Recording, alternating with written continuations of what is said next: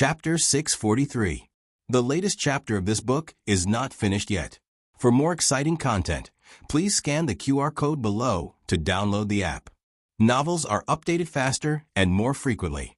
Millions of novels are free to read. Novels with content that can't be found on the internet are all available here. These people were stunned by Gu Jiao's actions, who said that the students of Qianqiong Academy were all nerds and easy to bully. Open your eyes wide and take a look. Is this still a nerd? What kind of nerd would be so ruthless? Wuyue Academy was a martial arts academy, and everyone there was a martial arts practitioner. Yet, they couldn't even defeat a freshman from Qianqiong Academy. Where could they go to find reason? After Gu Jiao dealt with these students, she left with Gu Xiaoshun. Sister, will they complain? Gu Xiaoshun asked. Logically speaking, they wouldn't. The main reason was that these people were shameless. If word got out that they were beaten up by a scholar, they wouldn't care about their reputation anymore. Gu Jiao's guess was right. None of these people were shameless enough to spread the news. However, it just so happened that the person they beat up was seen by the parent of a Wuyue Academy student who was passing by. The parent immediately informed Wuyue Academy. Before noon, the dean of Wuyue Academy and two teachers brought a few injured students into Qianqiong Academy. Dean Sin of the Qianqiong Academy was on duty and watering his beloved potted peony. When he heard his servant report that the people from the Wuyue Academy were here, his first reaction was, "Our academy's students are being bullied by them again." These people from Wuyue Academy were shameless and tyrannical. There weren't many academies nearby that hadn't been tortured by them. It wasn't that they could bully anyone. No one dared to provoke a noble young master like Mu Qingchen. However, there were thousands of students in the academy. Who could guarantee that every one of them was Mu Qingchen? The servant said embarrassedly, "It seems like our students beat up their students." Dean Sin was speechless. This was the first time Dean Wu of Wuyue Academy encountered such a situation. Usually, it was others who complained to their academy. Today, the tables had turned. They actually went to complain to others. In Dean Sin's duty room, Dean Wu let Dean Sin and the other teachers of the Qianqiong Academy, who didn't have classes in the morning, take a look at the 8 students he had brought. These 8 students were all involved in the fight in the morning. Without exception, their faces were all bruised and swollen. One of them was seriously injured and sent to the clinic. He couldn't get out of bed at all, so he didn't come to the scene. Look, this is what your Qianqiong Academy has done, Dean Wu said coldly. Dean Sin's eyes lit up. Was it really done by a student of our academy? Wu Fuzi cleared his throat. Cough. Principal Sun's expression turned cold as he sternly said, "You said it was done by a student of our academy? What evidence do you have?" Dean Wu pointed at the group of bruised and swollen students and said angrily, "They are the evidence." Who did it? President Sun whispered to Wu Fuzi. Wu Fuzi's lips didn't move. He squeezed out a voice that only the two of them could hear. They said it was a freshman with a birthmark on his face. He should be Xiao Lulang from Clear Heart Hall. Anyone who came to the academy was a student of the academy. When Wu Fuzi differentiated them, he didn't say which country they were from. He just said they were from a certain hall. This name sounded familiar. Dean Sin frowned and thought for a moment. Is he the freshman who went to the brothel on his first day here and got a demerit point? Wu Fuzi said. Yes, that's him. He paused and then added, he was also the one who tamed the Horse King. When the Horse King was mentioned, Dean Sin remembered how he was almost trampled to death by the Horse King. His face darkened. Dean Wu said coldly, Qianqiong Academy must give us an explanation today. Dean Sin laughed. What explanation do you want? Dean Wu said, you can't afford to be a teacher. Your academy has an unshirkable responsibility for producing such a student. You must compensate us for all the medical expenses and losses. Also, you must apologize to our academy. That student must also apologize to the student who was injured by him. Finally, this kind of lawless person doesn't deserve to be a student of Sheng. Do its better to expel him. A teacher from Qianqiong Academy whose surname was Yang, couldn't stand it anymore. Isn't Wuyue Academy's hand a bit too far? How we deal with our students is our academy's business. It's not up to you to interfere. What's more, haven't the students of the academy caused any trouble outside? What did you say at that time? It was just a student who was impulsive and let his emotions affect his decisions. Why do you have to make such a big fuss? If you make a big fuss, this kid's future will be ruined. Now you're not afraid of ruining his future? Wu Fuzi secretly gave his colleague a thumbs up. As expected of a teacher who taught policy, his debating skills were very good. The teachers from Wuyue Academy were choked. Their academy had always been domineering. If they bullied others, they would turn the matter into a small one. It was normal for them to act shamelessly and play Tai Chi Dean, who suddenly thought of the crux of the matter. But no one is as ruthless as you. Do you know that there's a student in our academy who's almost dead? Teacher Yang from Qianqiong Academy said, "Just because you say it's our students who did it, does it mean it's our students? Do you think your dozen or so martial arts students can't beat a new student from our academy? No one will believe it if this gets out, right?" The faces of the people from Wuyue Academy all turned red. Dean Wu was so angry that he became muddle-headed. Only now did he realize that more than 10 martial arts students had been defeated by a new student. It was so embarrassing. Dean Sun said, "All right, go and call that Xiao Lulang over. Let's hear what he has to say." Gu Jiao came over with Gu Xiaoshan. After all, according to the people from Wuyue Academy, Xiao Lulang had a little accomplice who didn't really fight. Dean Sun looked at Gu Jiao and asked, "They said that you beat them up. Do you have anything to say?" Gu Jiao glanced at them coldly. The group of Wuyue Academy students trembled like mice that had seen a cat. Dean Wu glared at the students of his academy. "What are you afraid of?" he thought. Could it be more embarrassing? Gu Xiaoshan was about to say, "Dean Sun, they started it first. There's someone called Brother Qin among them. He caught me and wanted to beat me up. Xiao Lulang attacked." However, Gu Jiao said without changing her expression, "I don't know them. I've never seen them before. I've never beaten them up." The students from Wuyue Academy were stunned. Was she that shameless? She had already beaten them up, and she still didn't admit it? Where was the courage you had when you pinched us to death?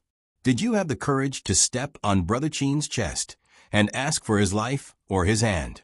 If you have the ability, continue to fight. Gu Jiao, I'm not stupid. You can fight all you want. It's not worth it to fight the dean. You'll get a demerit. She was Xiao Lulang, the model student.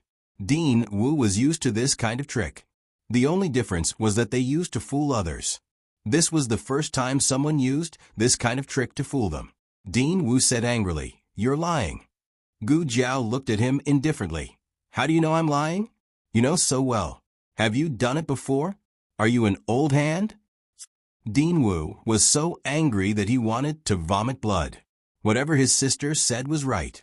Gu Xiaoshan immediately changed the topic and said seriously, "That's right. We didn't even see you today. Who knows who beat you up? You just have to blame it on us."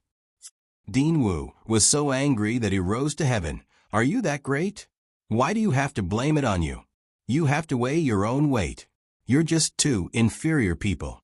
What's there for us to spend so much effort to slander and scheme against you?"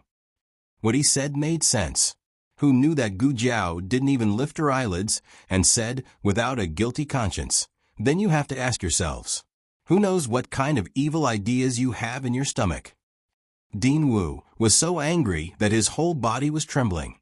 You two are simply reversing right and wrong, twisting words and forcing logic, full of nonsense. A teacher from Wuyue Academy walked forward and looked at Gu Jiao. "You said that you didn't beat them up. Do you have evidence to prove your innocence?" "Yes." Suddenly, a young man's resolute voice came from outside the door. It was Zhou Tong. Zhou Tong saluted Dean Sun and the teachers of Qianqiong Academy in the room on duty and said, "Dean Sun teachers, Xiao Lulang was resting in his room last night. He didn't leave the academy at all. I can testify." As soon as he finished speaking, another student of Clear Heart Hall walked over and said, "I can also testify." "Me too." The third student of Clear Heart Hall. Then, the fourth, the fifth, almost all the students of Clear Heart Hall came over. Yesterday, the academy had a break. We had an appointment with Xiao Lu Lang to play polo in the pasture. We played a bit late and drank a few cups at night. Then we went fishing. On the way back, we bought some dried vegetable pancakes from a shop on the east side of Three Flower Street. In the middle of the night, I couldn't sleep. When I went to the washroom, I saw that the lights in Xiao Liulong's room were still on. I went in to say hello. He wasn't feeling well in the morning. I bought him a bowl of porridge and sent it to his room. He spilled the porridge. The group of people spoke very vividly, as if Xiao Lu Lang had really been with everyone last night. Flaws were impossible.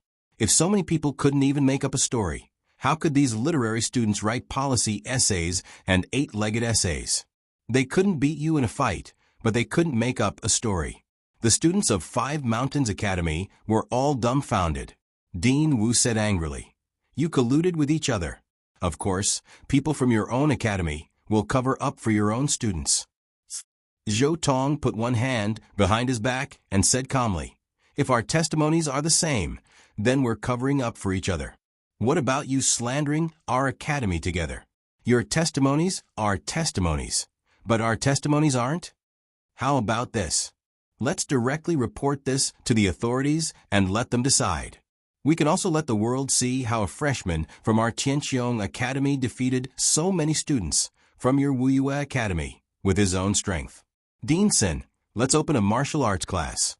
This is a great opportunity for Tianqiong Academy to make a name for itself.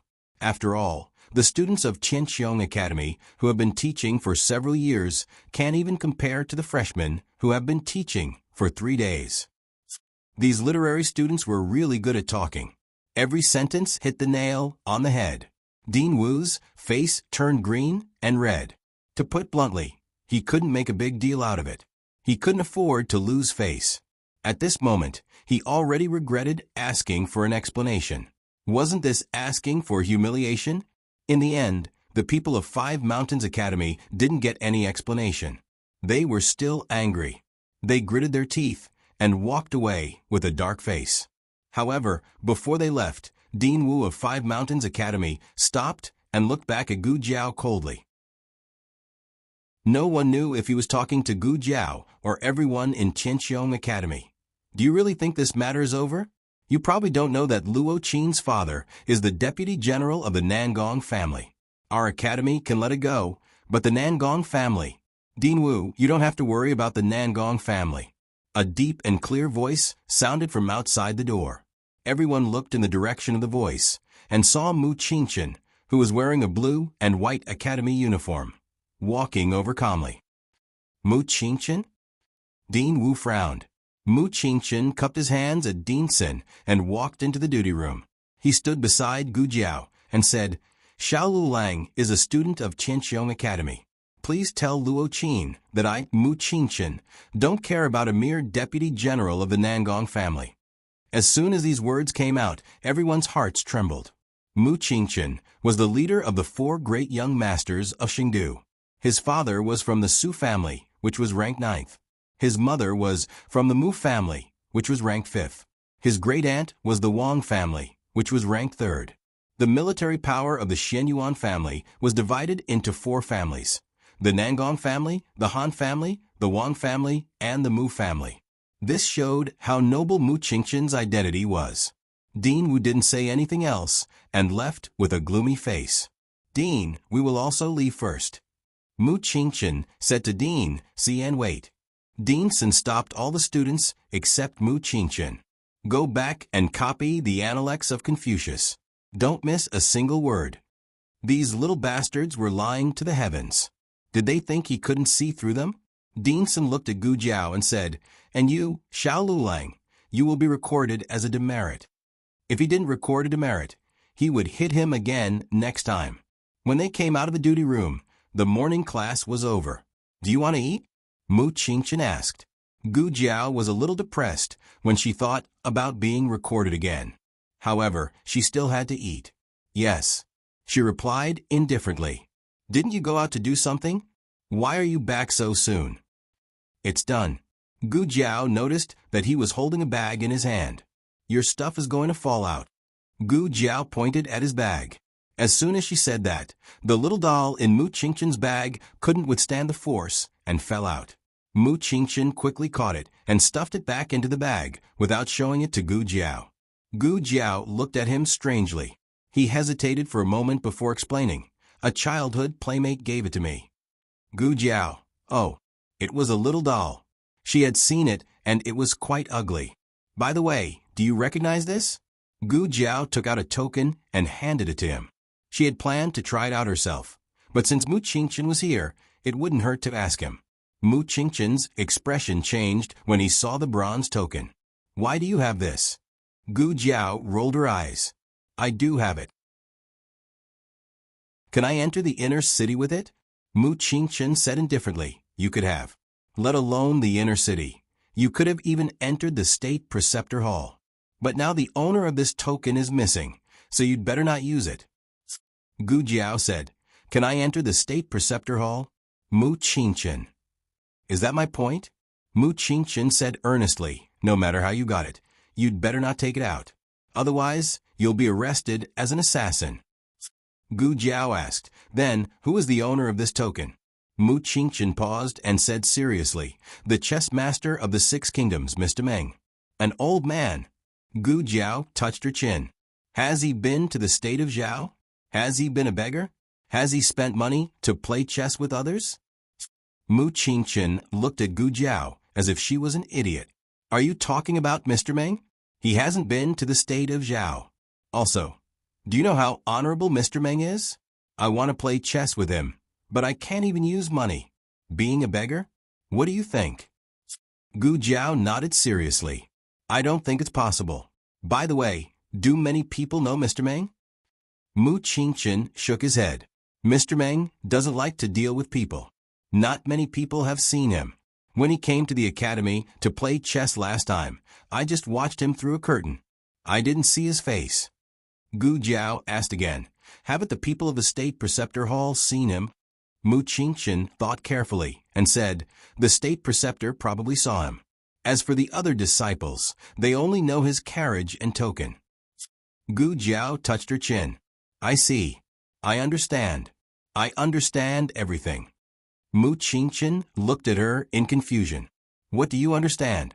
Gu Jiao patted him on the shoulder. Help me ask for leave this afternoon. Mu Qingchen frowned and looked at her hand. Where are you going? The state preceptor hall. You'll be caught if you take this token to the state preceptor hall. Gu Jiao rushed back to the house as fast as she could. She led the horse out, put on the reins and shafts, and dragged the little old man who was lying in the yard and enjoying the sun side by side with Gu Yan into the carriage. Mr. Meng was confused. What are you doing? Gu Jiao said seriously, Pretend to be someone for me and take me to the state preceptor hall. Pretend to be who? The chess sage of the 6 kingdoms. Mr. Meng, the real chess sage of the 6 kingdoms, was speechless. The latest chapter of this book is not finished yet. For more exciting content, please scan the QR code below to download the app. The novel is more complete and updated faster. Millions of novels are free to read. There are all kinds of novels that can't be found on the internet.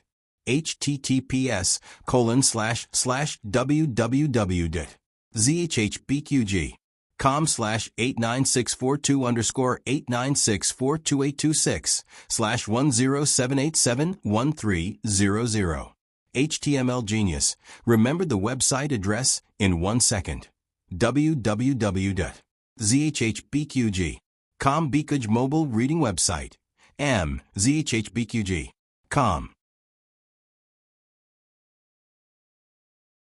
Chapter 644. The latest chapter of this book is not finished yet. For more exciting content, please scan the QR code below to download the app. Novels are updated faster. Millions of novels are free to read. Novels with content that can't be found online are all available here. Gu Jiao said with great ambition, I've asked around. Not many people know the chess saint of the 6 nations. Among the places I'm going and the people I might meet along the way, only the state preceptor has seen him. After I enter the state preceptor hall, you come out immediately. You don't have to meet the state preceptor face to face. Old Master Meng said expressionlessly, "You're quite thoughtful." "Of course." Gu Jiao cleared her throat and changed her voice into a teenager's. "I have a few lines for you." Old Master Meng's mouth twitched. He didn't know if he was speechless at her voice or that she actually came with her own plot. "What if I don't agree? I'll play a game of chess with you." Old Master Meng. "My real body is only worth a game of chess." "Wait." Gu Jiao suddenly thought of something. She jumped out of the carriage and went into the room to change into a teenager's outfit that was convenient for traveling. Tianqiong Academy's uniform was too conspicuous. It wouldn't be good if people blocked the entrance of the inner city. The Horse King didn't need anyone to drive it. Gu Jiao pulled the reins and told it to turn left or right. It avoided when it should and overtook when it should. It simply achieved a semi-automatic driving of the carriage. Gu Jiao took out a charcoal pencil and a small notebook in the carriage and wrote 2 large pages, listing all the unexpected situations they might encounter along the way. Then, she showed it to Old Master Meng. Old Master Meng looked at the embarrassing lines and almost couldn't help but tell her that she didn't need to act. He was her. Gu Jiao suddenly said, "I came out in a hurry and forgot about the coachman." The main reason was that the Horse King was too powerful. It could walk on its own, making people feel that the coachman was dispensable. It was unlike the horses at home in the past. They wouldn't walk without a whip. Gu Jiao said seriously, "You're the chess saint of the 6 nations. You must have a coachman to match your status." "I think you can be the coachman," Old Master Meng said. Gu Jiao sighed. "It's not that I can't be a coachman, but I have to enter the royal preceptor hall later. If I go in, I won't come out. Won't it be suspicious if the outside of the carriage is empty?" The corner of Old Master Meng's mouth twitched again. "You've really understood this logic. Haven't you thought about the fact that the chess sage of the 6 nations can't be impersonated?" Mu Qingchen had no idea that Gu Jiao was trying to impersonate him. Otherwise, he would have stopped her with all his might. There was once someone who pretended to be the chess sage of the 6 nations. After being discovered, that person was executed in public. Since then, no one dared to do such a thing. Moreover, Mu Qingchen's understanding of Old Master Meng was not entirely correct. Old Master Meng did not like to be watched while playing chess. He always drew a screen or curtain to concentrate on playing chess, not to maintain any strange sense of mystery. He often left and entered the city, so there are quite a few guards who recognized him. As for the fact that the royal preceptor was the only one who had seen him, it was just Mu Qingchen's personal guess. It did not represent the reality. Mu Qingchen did not know that he had been to the Zhao kingdom, been a beggar, and spent money to find people to play chess. It was obvious that Mu Qingchen's understanding of Old Master Meng was not reliable. "Speaking of which, how did you pick up this token?" Gu Jiao asked. Old Master Meng glanced at her. "I just found it." Gu Jiao said, "Oh, you're quite good at finding it." When they passed through the checkpoint of the inner city, Gu Jiao sat outside and acted as the coachman. She asked Old Master Meng to hand the token of the chess sage of the 6 nations to the guards. Then she turned her head and winked at Old Master Meng in the carriage. It was time to say her lines. Old Master Meng pinched his thigh and endured the great shame in his heart. He said to the guards, "I'm the great chess sage of the 6 nations, Old Master Meng." The city guards were all stunned. What kind of nonsense is this girl writing? How could she call herself that? Old Master Meng took a deep breath and said in an arrogant tone emphasized by Gu Jiao, "Why don't you let me in?" The guards were dumbfounded. They were supposed to let him in. When had they ever stopped him? "Weren't you the one who showed us the medallion?" Old Master Meng put down the curtain with a bang. Gu Jiao gave Old Master Meng a thumbs up. His impromptu performance of slamming the curtain was good. It highlighted his character. Old Mr. Meng gritted his teeth. "I was angry, ashamed, and ashamed." After entering the inner city, Gu Jiao found a nearby carriage shop and hired a coachman. The coachman knew the terrain of the inner city very well. Soon the carriage arrived at the royal preceptor palace. He did not know who was in the carriage, but he heard that ordinary people could only enter through the corner gate. So he stopped the carriage outside the corner gate. Old Master Meng said calmly, "Go forward through the gate." Gu Jiao had already sat back in the carriage. She nodded. "Yes, with your status, you should go through the gate." She looked at the old man with appreciation. He had a thorough understanding of the role and had learned to add scenes for himself. Old Master Meng's face darkened. "I don't want to talk to you." Both the gate and the corner gate were guarded. Gu Jiao sat in the carriage and held up a small notebook for Old Master Meng. Old Master Meng clenched his fists. Could he not say anything? Gu Jiao shook her head decisively. Old Master Meng lifted the curtain. "Stop." The carriage stopped. Old Master Meng handed the token to the guard of the royal preceptor palace. He glanced at the notebook held up by Gu Jiao and said shamefully, "I'm the honorable guest of the royal preceptor palace, the most sincere friend of the royal preceptor, the great chess sage of the 6 nations, Old Master Meng." The guard of the royal preceptor palace was speechless. The carriage drove straight in. "Well, you can go now." "I'll go in and have a look myself," Gu Jiao said to Old Master Meng. She had a bottom line when it came to cheating people. She usually did things that were too dangerous. Old Master Meng suddenly didn't know what to say. She didn't cheat people when she should, but she cheated people when she didn't need to. He stopped her. "What do you want to do in the royal preceptor palace?" Gu Jiao didn't hide it from him. "Gu Yan needs an operation. I want to see if there is a suitable place for him in the royal preceptor palace." Old Master Meng knew that the royal preceptor palace had excellent medical skills. However, he had never been treated in the royal preceptor palace. He paused and said, "Wait a minute. I'll find someone to take you there." Then, Old Master Meng lifted the curtain and waved to a disciple of the royal preceptor palace not far away. "Come here." The disciple walked over quickly. Old Master Meng said, "I'm Old Master Meng." The disciple thought, "I know." Old Master Meng coughed softly and said, "Is the royal preceptor here?" The disciple said, "The royal preceptor is traveling." Old Master Meng asked again, "Is your eldest senior brother here?" The disciple hurriedly said, "Yes." "Do you want to see our eldest senior brother? I'll call him here now." Old Master Meng looked at Gu Jiao and said, "No need. My young friend here has something to ask him. You can take him to your eldest senior brother." Old Master Meng said calmly and said to Gu Jiao, "I'll wait for you outside." Gu Jiao was just short of clapping for him. His acting skills were too perfect. Old Master Meng waited for Gu Jiao outside the royal preceptor palace. Without any worries, Gu Jiao followed the disciple to find the eldest senior brother. Because someone led the way, Gu Jiao couldn't wander around the royal preceptor palace. She couldn't appreciate the whole view of the royal preceptor palace, but the scenery along the way was very good. There were jade buildings and water pavilions, simple and elegant without losing the elegance. The deeper they went, the darker the color of the buildings.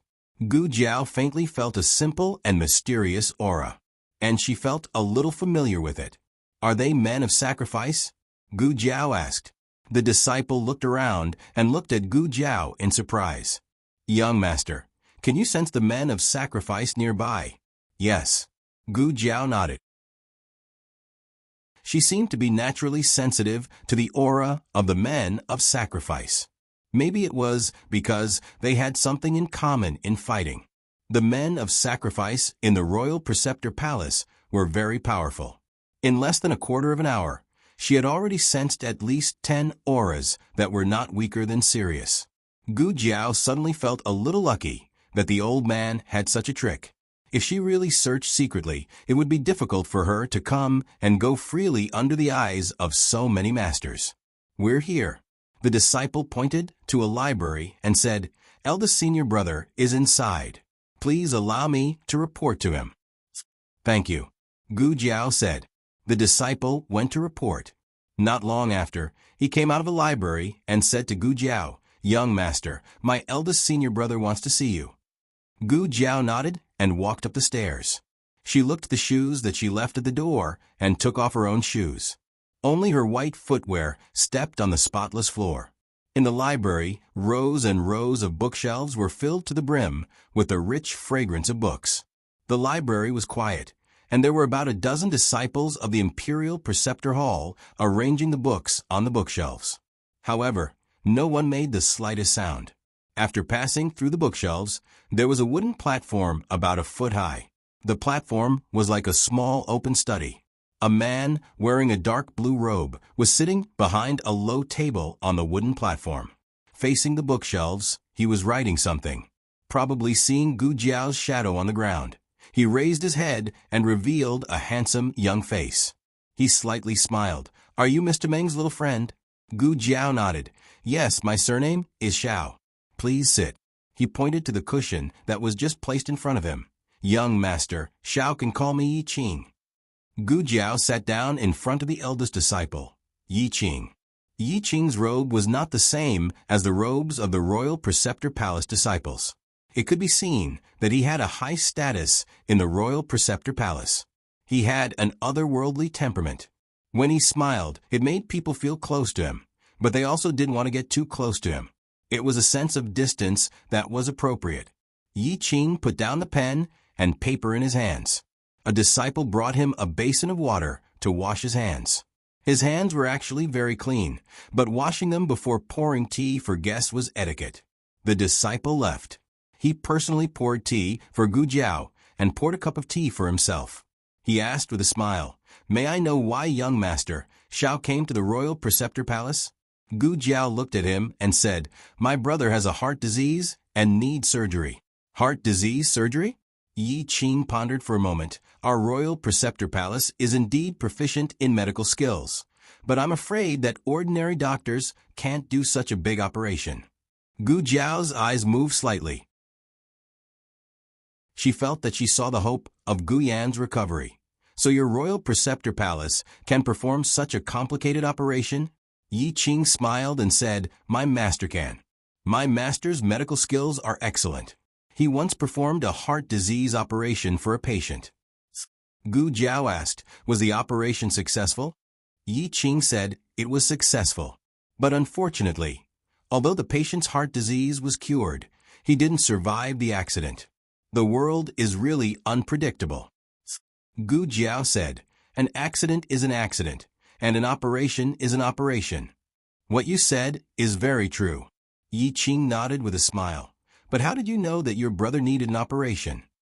"Ordinary people couldn't think of this." Gu Jiao said, "I know a little about medical skills." "I see," Yi Qing said regretfully. "Unfortunately, young master Xiao came at the wrong time. My master went out. If young master Xiao came a few days earlier, you might have met my master." It didn't matter. She could perform the operation herself. Gu Jiao said bluntly, "I can perform the operation myself. Can I borrow your operating room?" Perhaps because of Mr. Meng, Yi Qing was very generous and polite to Gu Jiao. He said pleasantly, "You can borrow the ordinary operating room. I don't have the key to my master's operating room. I have to wait for him to come back." Even the operating room could be understood. The Royal Preceptor Palace really had a culture of time travel. Gu Jiao pondered for a moment and suddenly asked, "Is it strange or not?" Yi Qing was stunned. "Forget it, it's nothing. This wasn't time travel." Gu Jiao waved her hand and changed the topic. "When will the Royal Preceptor come back?" "Ah." Yi Qing came back to his senses and said, "Master said before he left that he would be back in 20 days at the fastest and a month at the slowest." A month wasn't too long. With Gu Yan's current situation, he could afford to wait. This trip was much smoother than Gu Jiao imagined. Not only did she enter the Royal Preceptor Palace, she also confirmed the existence of the operating room and obtained permission to use it. Gu Jiao thanked Yi Qing and left the Royal Preceptor Palace under the escort of the disciples. She sat in the carriage, weighed the token in her hand, and sighed, "I didn't expect the identity of the chess saint of the 6 countries to be so useful." Old Master Meng straightened his back without batting an eyelid. Humph. Digression, Mr. Meng. Why aren't you sucking up to me? Jiao Jiao. You should go walk the horse. Mr. Meng. The latest chapter of this book is not finished yet.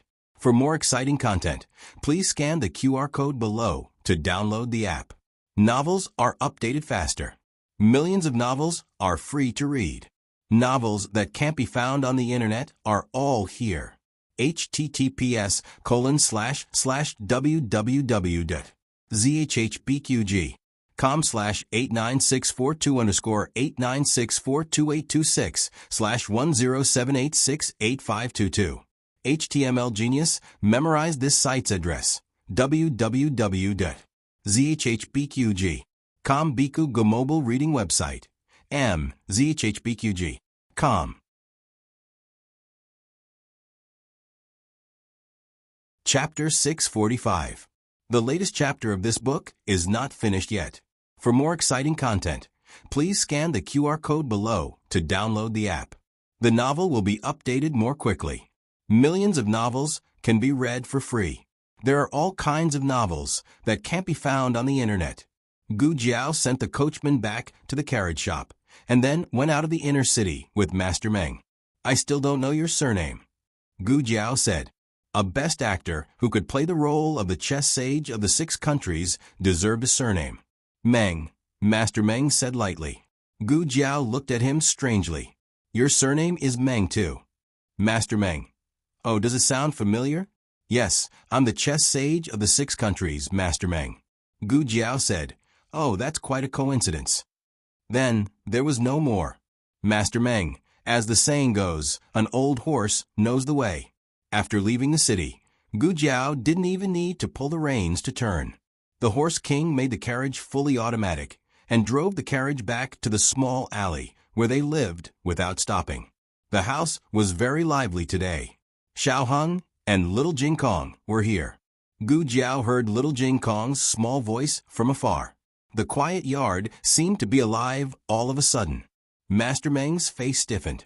Obviously, the shadow of being blown into ashes by Little Jing Kong still lingered in his heart.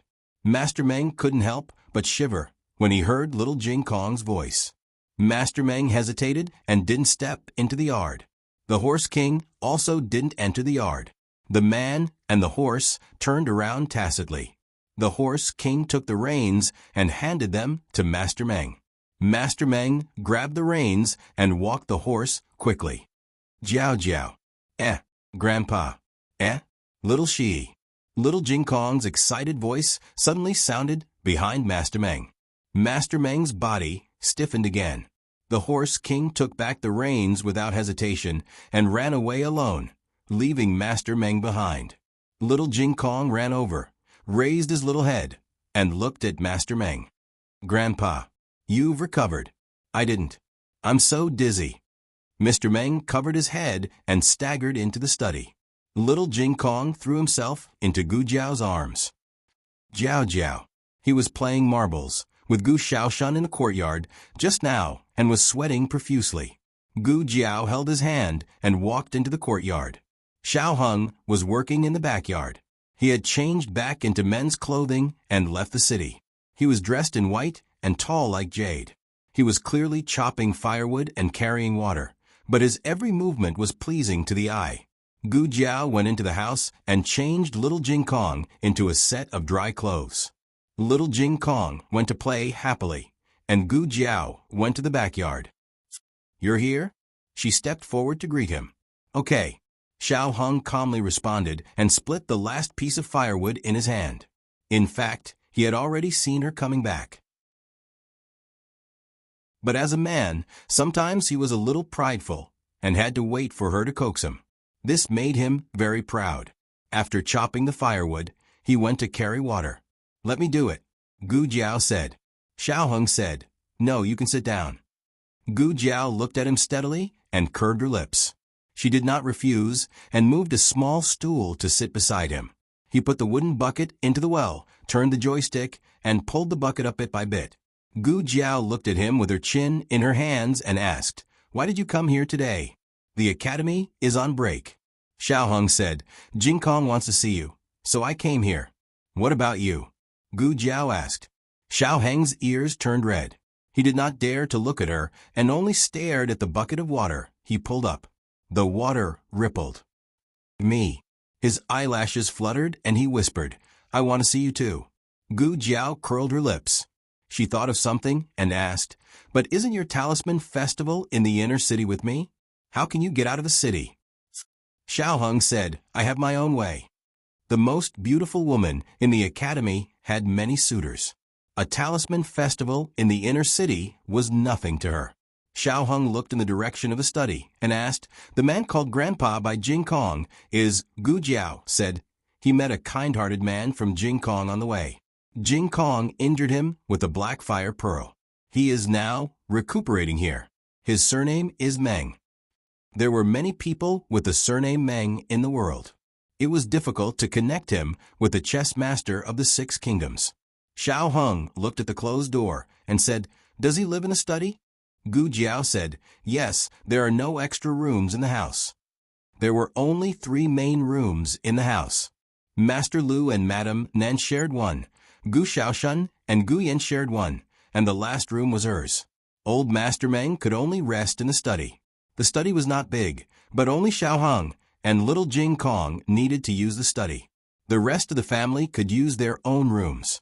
There was only one desk in the study. After moving it out, a bamboo bed made by Master Lu was placed on it. Xiao Heng whispered, If I had known, I would have told the headmaster that I would go back tomorrow morning. What? Gu Jiao didn't hear him clearly. Nothing. Xiao Heng said seriously, Where did you go just now? They rarely interfered with each other's private affairs. But she didn't know if it was because their relationship had deepened. But it was difficult for him to leave her alone, like before. Gu Jiao didn't hide it from him and said, I went to the Nation Master's Hall just now. The Nation Master's Hall? Xiao Heng was slightly stunned. He put the water on the well and turned to look at Gu Jiao. Did you go to the gate of the Nation Master's Hall or enter the Nation Master's Hall? I went in, Gu Jiao said. Xiao Heng was even more surprised. He had been in Chengdu for so long, so he had naturally heard of the Nation Master's Hall. It was the most heavily guarded place in Chengdu, except for the Imperial Palace. Ordinary people couldn't get in at all.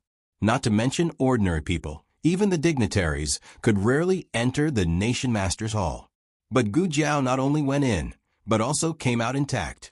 How did you get in? Xiao Heng asked. Gu Jiao told Xiao Heng that she had asked old Master Meng to pretend to be the chess sage of the 6 kingdoms and sneak into the Nation Master's Hall. Xiao Heng didn't say anything for a long time after hearing it. Are you sure he's a fake? He asked. Well, how can the chess sage of the 6 kingdoms be a beggar in Zhao Kingdom? I've seen him in Zhao Kingdom. As Gu Jiao spoke, she took out her small notebook and showed off the plot and lines that she had written exclusively to her husband. Xiao Heng looked at the lines and suddenly couldn't look directly at old Master Meng in the study. After dinner, Xiao Heng and little Jing Kong returned to the inner city. Before leaving, Gu Jiao returned the inner city talisman of Gu Jiao to Xiao Heng. Now that she had the token of the chess sage of the 6 kingdoms, she didn't need this talisman anymore. Xiao Heng could take other people's tokens, but it was more convenient for him to have his own. After the 2 of them left, Gu Jiao also planned to go back to her room to rest. As soon as she turned around, she saw old Master Meng looking outside the gate with a complicated expression. Gu Jiao followed his gaze and looked back, asking him, What are you looking at? Who is that person? Old Master Meng asked. Only 2 people went out of the house, Jing Kong and Xiao Heng. Naturally, old Master Meng wasn't asking about Jing Kong. Gu Jiao raised her eyebrows and said, My husband, Lu Lang. Didn't you hear his name? Gu Jiao initially hid her identity from old Master Meng, but after Xiao Lulang came to the house, and Master Nan and Master Lu kept calling him Lulang, it was difficult not to reveal her identity. Old Master Meng already knew who was Gu Jiao and who was Xiao Lulang. Old Master Meng frowned. How can you have a husband at such a young age? Gu Jiao said fiercely, I do. Old Master Meng asked, He's from Zhao Kingdom? Yes, Gu Jiao said. Zhao Kingdom. Old Master Meng frowned and murmured. Gu Jiao was careless in some things, but most of the time, she was very careful. She caught the strange look in old Master Meng's eyes and asked, "You don't think he's from Zhao Kingdom?" "That's not what I meant." "He." Old Master Meng considered his words and said, "Forget it, maybe I was wrong." Gu Jiao pondered for a moment and suddenly said, "No, no, no, you may not be wrong. Have you seen him somewhere else?" Old Master Meng recalled and said, "I did see someone who looked like him, but I didn't know him. I just saw him from afar." Why would he remember? It was probably because some people were born with a photographic memory. Gu Jiao thought of the person Mo Chinchua had seen and asked, "Where did you see him?" Old Master Meng said, "At the gate of the State Preceptor Hall." Gu Jiao asked, "Is he a disciple of the State Preceptor Hall?" Old Master Meng shook his head and said, "No, he wasn't wearing the robe of the State Preceptor Hall, and he didn't act like a disciple of the State Preceptor Hall. At that time, he looked more like he was going to the State Preceptor Hall for treatment."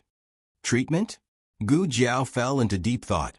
What old Master Meng didn't say was that the people who could go to the State Preceptor Hall for treatment were not ordinary people. And that young man went in from the front gate. The eldest disciple of the State Preceptor Hall, Yi Qing, personally went to the gate to greet him. This was not a treatment that a young master of an aristocratic family could enjoy. That young man was most likely a member of the great Yan royal family. Digression. It's the last day of the double event. If you have a monthly ticket, please vote now. The latest chapter of this book is not finished yet. For more exciting content, please scan the QR code below to download the app. Novels are updated faster and more complete. Millions of novels are free to read. All the novels that you can't find on the internet are available here.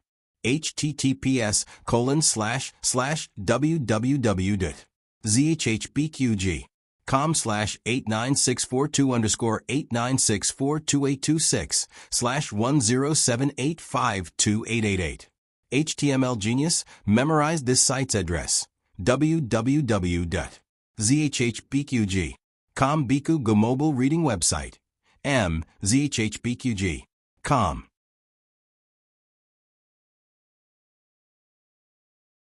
Chapter 646. Please scan the QR code below to download the app for more exciting content. Novels are updated faster. Millions of novels are free to read. Novels with content that can't be found on the internet are available here. Gu Jiao went back to the room to check Gu Yan's body and told him the good news of finding the operating room. Gu Yan rested his head on Gu Jiao's lap and fell asleep peacefully. It was late at night. In a courtyard of the Su mansion, Mu Qingchen took a bath and changed his clothes. He sat down by the bed with his long black hair hanging loosely. He opened the door of the bedside table and took out a brocade box.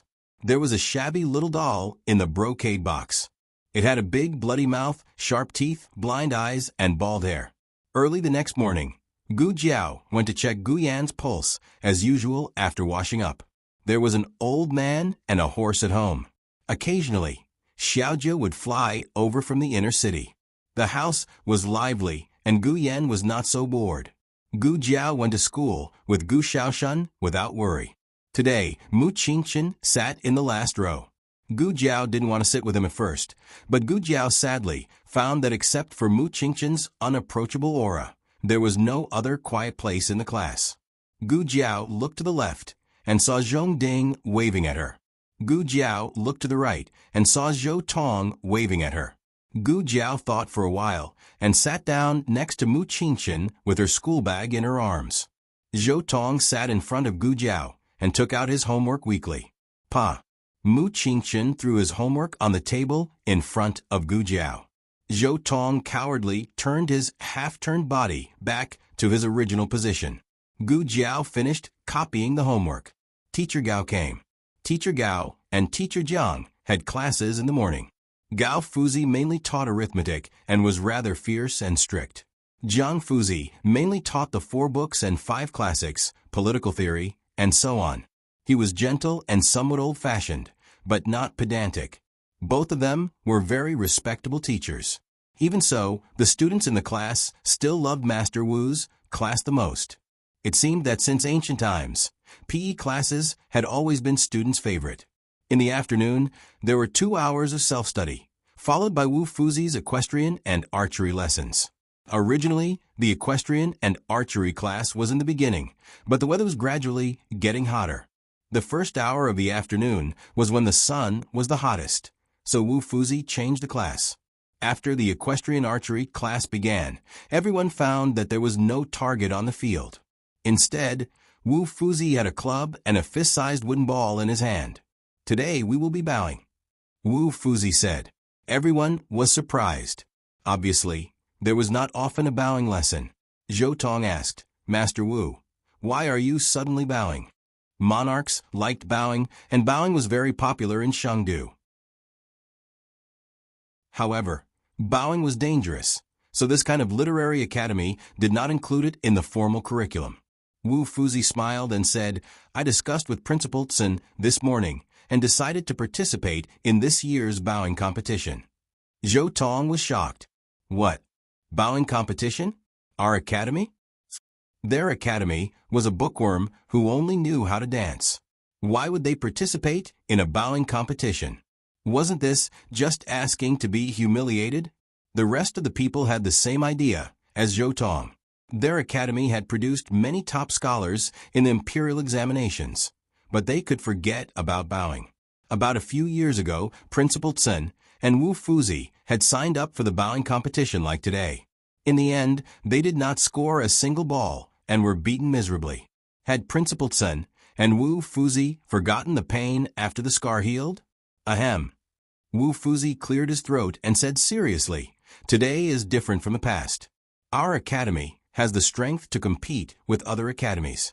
The principal and I have confidence in you." When he said this, he kept looking at Gu Jiao. He almost directly asked Gu Jiao to participate.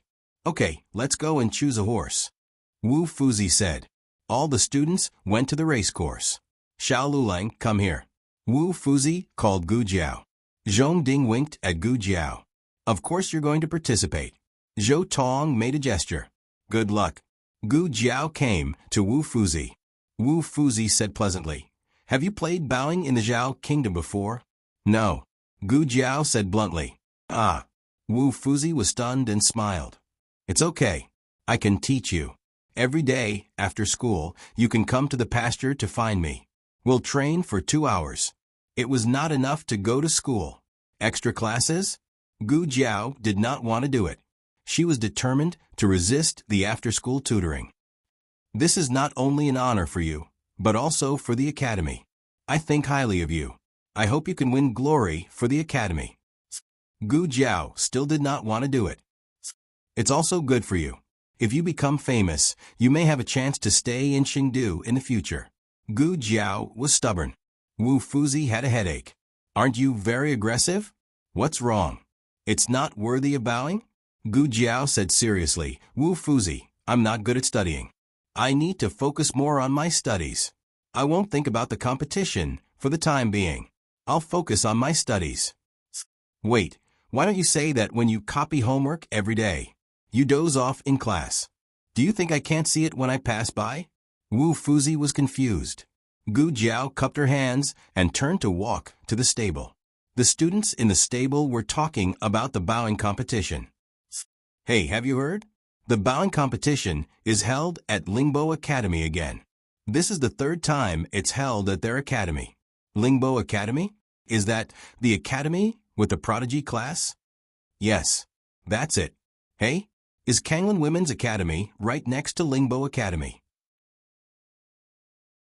Do you think the students of Kanglin Women's Academy will go to watch the competition? They went last year. They will go this year too, right? Gu Jiao turned back. "Wu Fuzi, what are the rules of the competition?" Wu Fuzi was speechless. "Didn't you say you wouldn't participate?" On the other side, Dean Sin was having a friendly talk with Mu Qingshan in the dean's office. Dean Sin said, "Here's the thing. I know you don't usually participate in the affairs of the academy, but I still hope you can participate in the bowing competition." Mu Qingshan was a rare student who excelled in both the pen and the sword. He was very good at bowing and could be ranked among the top in Chengdu. Dinson smiled. Your classmate Xiao Lulang will also participate. He is a newbie and has no experience in bowing. I hope you can guide him. Mu Qingchen walked out of the dean's office and headed to the field. Fourth brother. He was halfway there when a young student suddenly rushed out from the side and called out to him. This person was none other than Mu Chuan, a student from Bright Maple Hall, who ate with him on the second floor. Mu Chuan's father and Mu Qingchen's mother were biological siblings. In terms of blood, they were cousins. However, Mu Qingchen took after his mother, so Mu Chuan had always regarded him as a member of the Mu family. Coincidentally, Mu Qingchen was also ranked fourth among the Mu family's men in this generation. Don't you need to go to class? Mu Qingchen looked at Mu Chuan and asked. I snuck out. Mu Chuan said. What's up? Mu Qingchen asked indifferently. Mu Chuan asked curiously. My classmate passed by the dean's office and heard that you agreed to participate in the bowing competition. Is that true? Mu Qingchen glanced at him. You skipped class just to tell me this? Mu Chuan chuckled. I want to know. Mu Qingchen walked forward. Go back to your class. Mu Chuan caught up with him. I'll participate too. Mu Qingchen left. The bowing competition was a confrontation between two teams.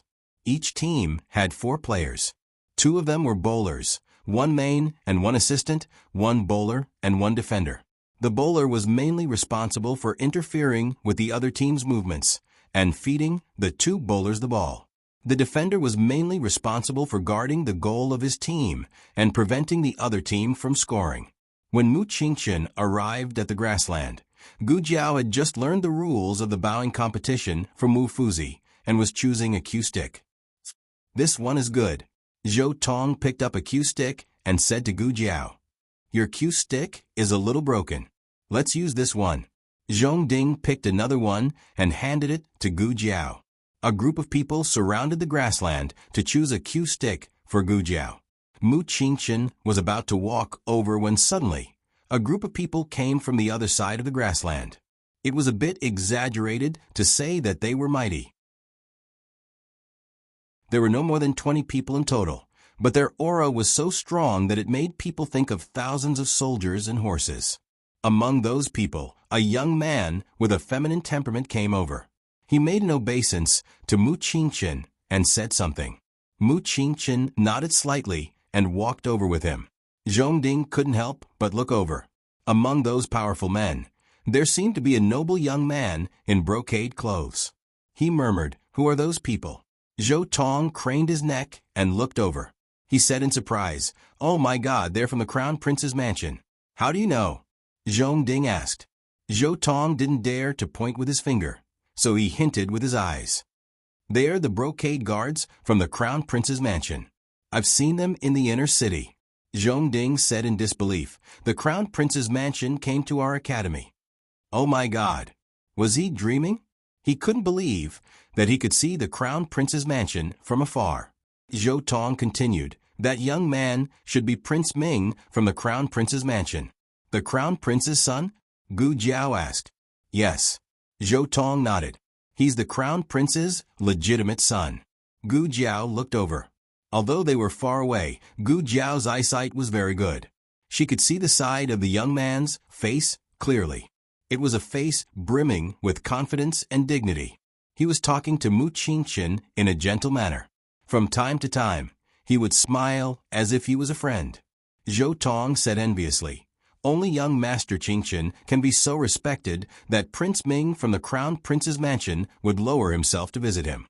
Unlike us, we don't even have the right to greet Prince Ming. Prince Ming from the Crown Prince's mansion came out in plain clothes. He didn't let anyone receive him. After greeting Mu Qingchen, he went with Mu Qingchen to Dinson's office. Prince Ming used to be a student of Qinxiong Academy. Zhongding said to Gu Jiao after Zhou Tong and the others were called away. Gu Jiao was still choosing a cue stick. She didn't say anything. What did the people from the Crown Prince's mansion have to do with her? Zhongding looked around and couldn't hold back the fire of gossip in his heart. He whispered to Gu Jiao, The people of Yen Kingdom were here just now, so I didn't dare to say, "Do you know about the Crown Prince's residence?" "No," Gu Jiao said calmly, and changed to another cue stick. Zhongding was easy to talk to. He didn't care whether Gu Jiao liked to hear it or not. He only cared about whether he wanted to say it or not. Otherwise, he would feel uncomfortable holding it in. He lowered his voice and said, "The Crown Prince wasn't the Crown Prince, and Prince Ming wasn't conferred the title yet." This club was not good either. It was too light. Gu Jiao frowned and changed another one. Zhongding walked in front of her. "The Crown Prince is the second son of the Emperor of Yen Kingdom. His mother is Imperial Concubine Han. Do you know the Han family?" "No," Gu Jiao said. Zhongding said, "I don't know much either. Anyway, it's a very powerful family. The original Crown Prince is the third princess of Empress Yuan." Hearing this, Gu Jiao finally reacted. Her hand holding the cue stick paused, and she looked at Zhongding. "Princess? A princess can also be the Crown Prince?" This surprised Gu Jiao. Zhongding hurriedly said, "There was no such precedent. The Crown Princess of Yen Kingdom was the first. Do you know who the Empress Yuan's brother is?" He didn't ask this question to wait for Gu Jiao's answer. After asking, he said to himself, "It's the Yen Kingdom's war god, Xian Yuan Li." Xian Yuan Li's sister entered the palace and gave birth to a daughter for the Emperor of Yen Kingdom. At the banquet, the Emperor conferred her the title of Crown Princess of Yen Kingdom. That was truly a collection of all the doting on him. Her father was the Emperor, her mother was the Empress Yuan, and her uncle was the head of the Xian Yuan family, who had millions of soldiers. TSK, there was no one more honorable than her in the world. What happened after that? Gu Jiao asked. She was rarely interested in irrelevant things. Perhaps it was because she was using Xian Yuan Li's divine weapon, so she was a little more curious about things related to the Xian Yuan family. Zhongding spread his hands and sighed. After that, there was no after. The Xian Yuan family rebelled. The Crown Princess was deposed and the Empress Yuan was banished to the cold palace. The war god of Yen Kingdom fell. Gu Jiao paused and asked, "How old is the Crown Princess?" Zhongding thought for a while. "About the same age as the Crown Prince? Her son is only 1 year older than Prince Ming. Prince Ming is 18 this year." The latest chapter of this book is not finished yet. For more exciting content, please scan the QR code below to download the app. The novel is more complete and updated faster. Millions of novels are free to read. There are novels with connotations that can't be found online here. https://www.com/89642_89642/107850502. HTML Genius remembered the website address in 1 second. www.zhhbqg.com Biku Go Mobile Reading Website. zhhbqg.com.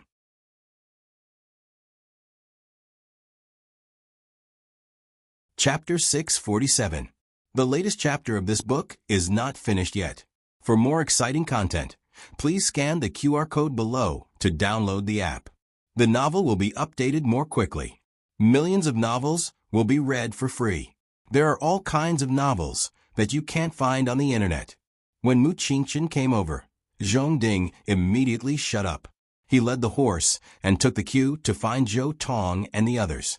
Mu Qingchen looked at Zhongding's back and asked, "What were you talking about just now?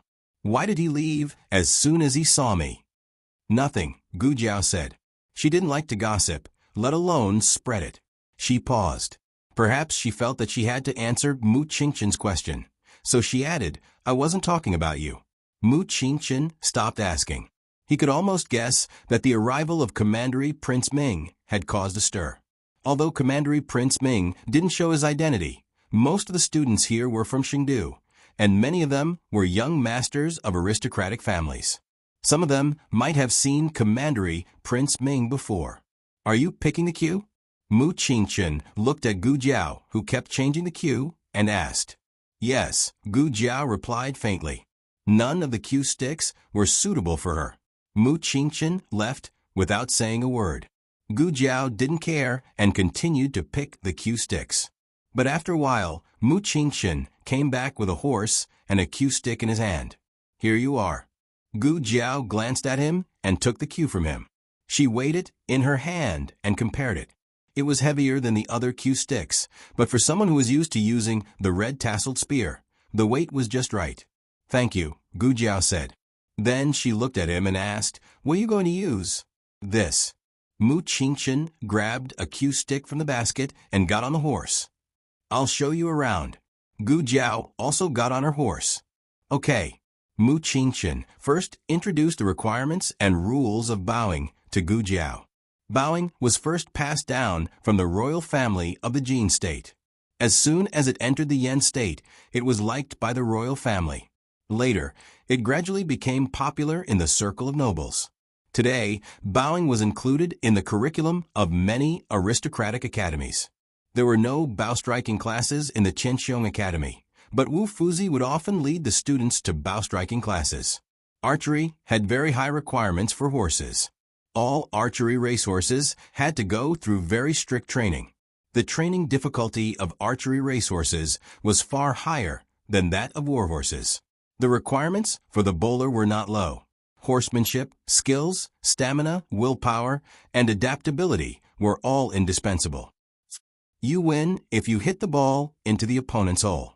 Mu Qingchen continued, but remember, you can't collide head-on with the ball, hit your opponent with the club, or interfere with your opponent's horse. You can't touch the ball with your body. These are the main taboos. It's inevitable that there will be some unexpected conflicts during the competition, so you have to protect yourself. As he spoke, he pointed at the protective gear carried over by the Academy's manservant and said, "The protective gear is here. Put it on and let's officially play a round." Gu Jiao put on the elbow and knee pads and put on the palm pads and went up the stage with Mu Qingchen. She tried the 4 seats one by one, and all of them were good. But the most amazing thing was the stroke she played when she bow striking. The ball was passed to her by Mu Qingchen. Due to Wu Fuzi's interference, the ball was actually a little off course. Who would have thought that she would accurately hook the ball over the top of her head? Then, with a swing of her club, she hit the ball into the hole from a distance that was impossible to see clearly. Everyone was amazed by this stroke, this momentum, and this accuracy. She was simply a born archer. Mu Qingchen rode his horse to Gu Jiao's side and looked at her deeply. "Is this really your first time bow striking?" Gu Jiao nodded. Mu Qingchen wanted to say something, but stopped on second thought. In the end, he just said, "That stroke just now was very skillful." Gu Jiao thought about it seriously and said, "Well, this is probably the legendary talent." Mu Qingchen was speechless. The afternoon's training soon ended. Gu Jiao played for the first time. Compared with Mu Qingchen, who had bow striking since childhood, her skills were naturally a little green, but basically met Wu Fuzi's expectations. There was one thing that Gu Jiao was too fierce, and she would commit a foul if she was not careful. She would easily be sent off the stage. Wu Fuzi said, "The game will be held in 7 days. In these days, everyone should practice hard." Wu Fuzi selected a total of 20 people. Only 4 of them really played, and there were several substitutes. In the next few days, Gu Jiao would stay in the academy after school to practice with Mu Qingchen and the others. Gu Shaoshun sat on the edge of the grassland and waited for her. In the blink of an eye, it was the day before the game. Wu Fuzi called everyone to the grassland and announced the players selected according to the training performance of these days. As expected, the first one was Mu Qingchen. The other 3 were Gu Jiao, Yuan Xiao from Bright Maple Hall, and Zhao Wei from Bright Moon Hall. Mu Chuan was a substitute. Gu Shaoshun was often waiting for Gu Jiao on the grassland, so he was a logistics team leader and also participated in the game with them. Wu Fuzi smiled. "Let's not practice today. Everyone go back and rest early. We will go to Lingbo Academy tomorrow morning." After returning to the house, Gu Jiao told her family about the game in the inner city tomorrow morning. Gu Yan suddenly said, "I want to watch your game too." Gu Jiao looked at Gu Yan and nodded. Okay. Before going to bed, Gu Jiao checked Gu Yan's body again. It had become a habit for Gu Jiao to do it in the morning and in the evening. Gu Yan lay on the bed and obediently opened his shirt to let Gu Jiao put the stethoscope on. His condition hadn't deteriorated too much for the time being, so it wasn't a big problem for him to watch a game. After returning to the house, Gu Jiao put the stethoscope back into the small medicine box. She lay on the bed, closed her eyes, and fell into a deep sleep. Gu Jiao didn't expect that she would dream again at night. Why did she say again? It wasn't the first time she dreamed after coming to Xingdu, but every time she woke up, she couldn't remember what she dreamed of. The sky in her dream was gray, and she couldn't tell the time. She was outside a quiet courtyard, and in front of her was a vermilion gate. She didn't know which mischievous brat had scratched a few marks on the gate with the tip of a knife. It was strange. Why did she subconsciously think that it was caused by a mischievous brat? What if it was a servant who bumped into it while moving things? She pushed open the gate and stepped into the courtyard. A cluster of green bamboos was planted in the left corner, and rows of bellflowers were planted on both sides of the wall. When the breeze blew, the bellflowers rustled. This was a strange yet familiar courtyard. It was strange because Gu Jiao had never been here before. It was familiar because even though she had been here before, she vaguely knew what each room was used for. The corridor started from the east. The first room was a wing room, the second room was the upper room, the third room was the study, and after turning the corner, there was a storeroom. Gu Jiao looked at the row of rooms in front of her with a strange expression. A voice came from behind the unlocked study door. "Yin, it's time to practice writing. Come here, quickly. Don't be lazy." "Oh, you're hiding again, aren't you? How many times have I told you? You have to practice 100 words every day." The owner of this voice was, just when Gu Jiao was confused, the study door opened, and a man in a blue gown stepped out. Gu Jiao recognized him at a glance. It was the Duke. At this time, the Duke was still very young and handsome, completely different from the haggard, middle-aged man lying on the bed. Therefore, even she herself did not know how she was able to recognize him at first glance. In short, as soon as this man came out, she knew his identity in her mind. "Yin." The man began to look for her in every room. "Yin, don't hide anymore. It's time to practice writing." "Okay, I won't force you to practice writing. Let's go out and play. Come out." "Yin, Yin, where have you been?" The young Duke's voice became nervous. "Yin, don't scare me. Come out quickly. Where have you been, Yin? Father misses you very much. Yin, come out quickly." His eyes were red, and tears were rolling in his eyes. His voice was trembling and choking. "Yin, Father misses you, Yin." He staggered and fell on the steps. Gu Jiao subconsciously reached out her hand as if she wanted to help him. Gu Jiao was at the door, and he was on the steps. There was an entire courtyard between them. She put her hand down again. At this moment, he suddenly raised his head and looked in the direction of the door. "Yin." Gu Jiao's heart skipped a beat. She opened her eyes and woke up from her dream. The dream in her mind receded like the tide. She quickly forgot what had happened in the dream. She only remembered a panicked, handsome face. "He looks a bit like the Duke."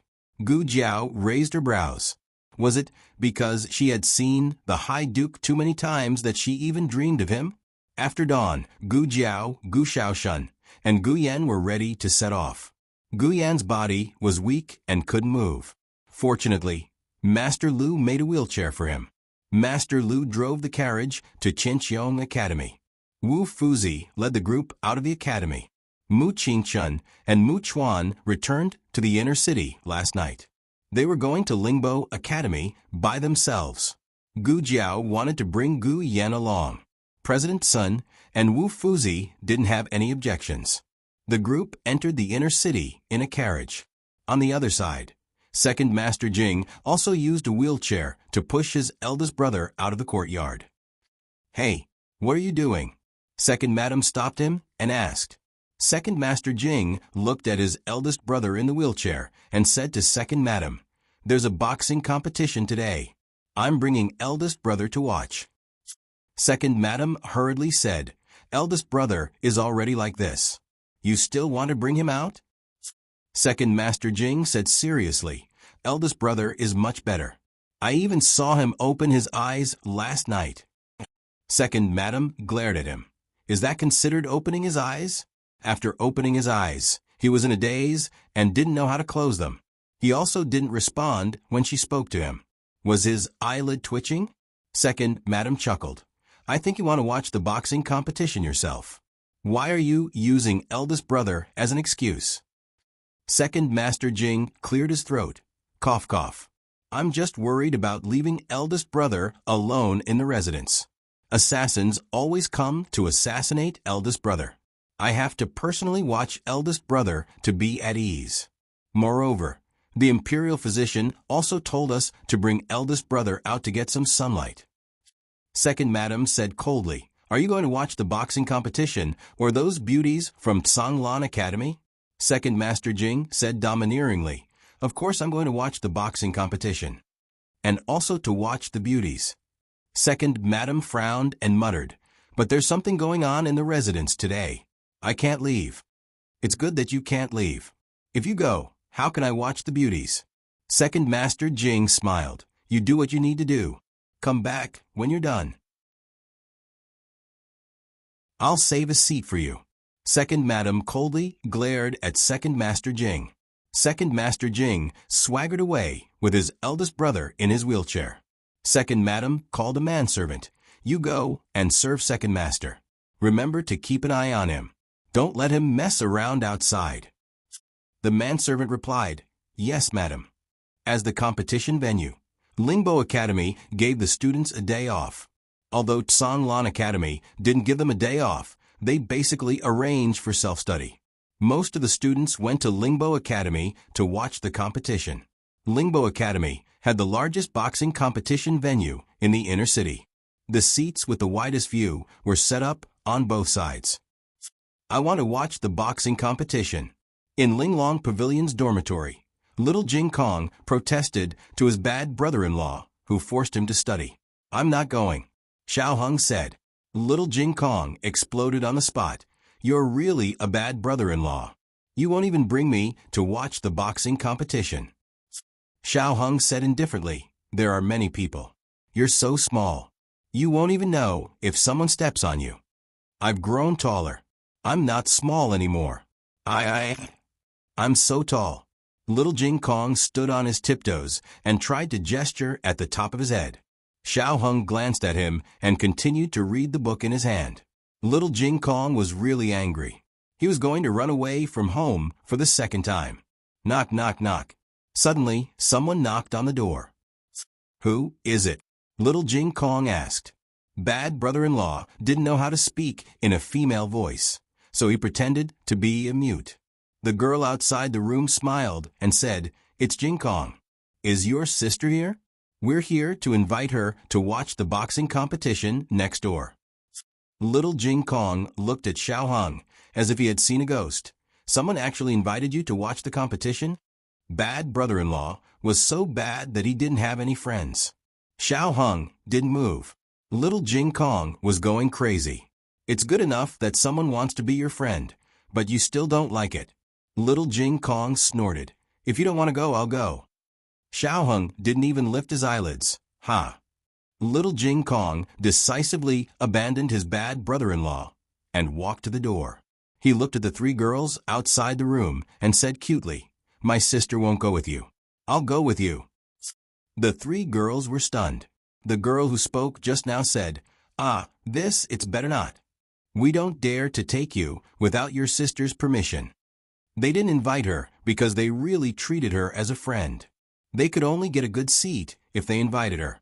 Those young masters had already booked the best seats for the most beautiful girl in the academy. The three girls didn't give up and thought of something. One of them looked at the scholarly beauty in the room and said, "I heard that Qianqiong Academy is also participating." Young Master Qingxin will play. Are you sure you don't want to go and watch? Xiao Hung paused in his reading. A quarter of an hour later, the most beautiful girl in Kanglan Women's Academy appeared in the Lingbo Academy's arena with a veil and a little black child. A large group of guards swarmed over. Miss Gu, our young master has already arranged the grandstand. Miss Gu, please come with us. Miss Gu, our young master has also arranged the grandstand. Miss Gu, please come with me. Miss Gu. Miss Gu. Xiao Hung took out a piece of paper. Where's the grandstand of Qinxiong Academy? A well-dressed guard raised his hand and said, Over here. Here. Our young master has arranged the grandstand next to Qinxiong Academy. Digression. Duke. Who is this guy next to me? I don't like looking at him. The latest chapter of this book is not finished yet. For more exciting content, please scan the QR code below to download the app. Novels are updated faster and more complete. Millions of novels are free to read. There are novels with connotations that can't be found on the internet here. https://www.zhpqg.com/89642_8964286/10783426. HTML Genius. Memorize the website address in 1 second. www.zhhbqg.com Biku Pavilion Mobile Reading Website. zhhbqg.com.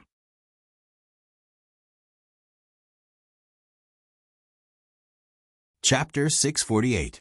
Please scan the QR code below to download the app for more exciting content. Novels are updated faster and more frequently. Millions of novels are free to read. There are all kinds of novels that can't be found online. The Lingbo Academy's boxing field was built very carefully. The stands on both sides were slightly higher and had a relatively wide field division. The front and back were ordinary stands with only benches and no sheds.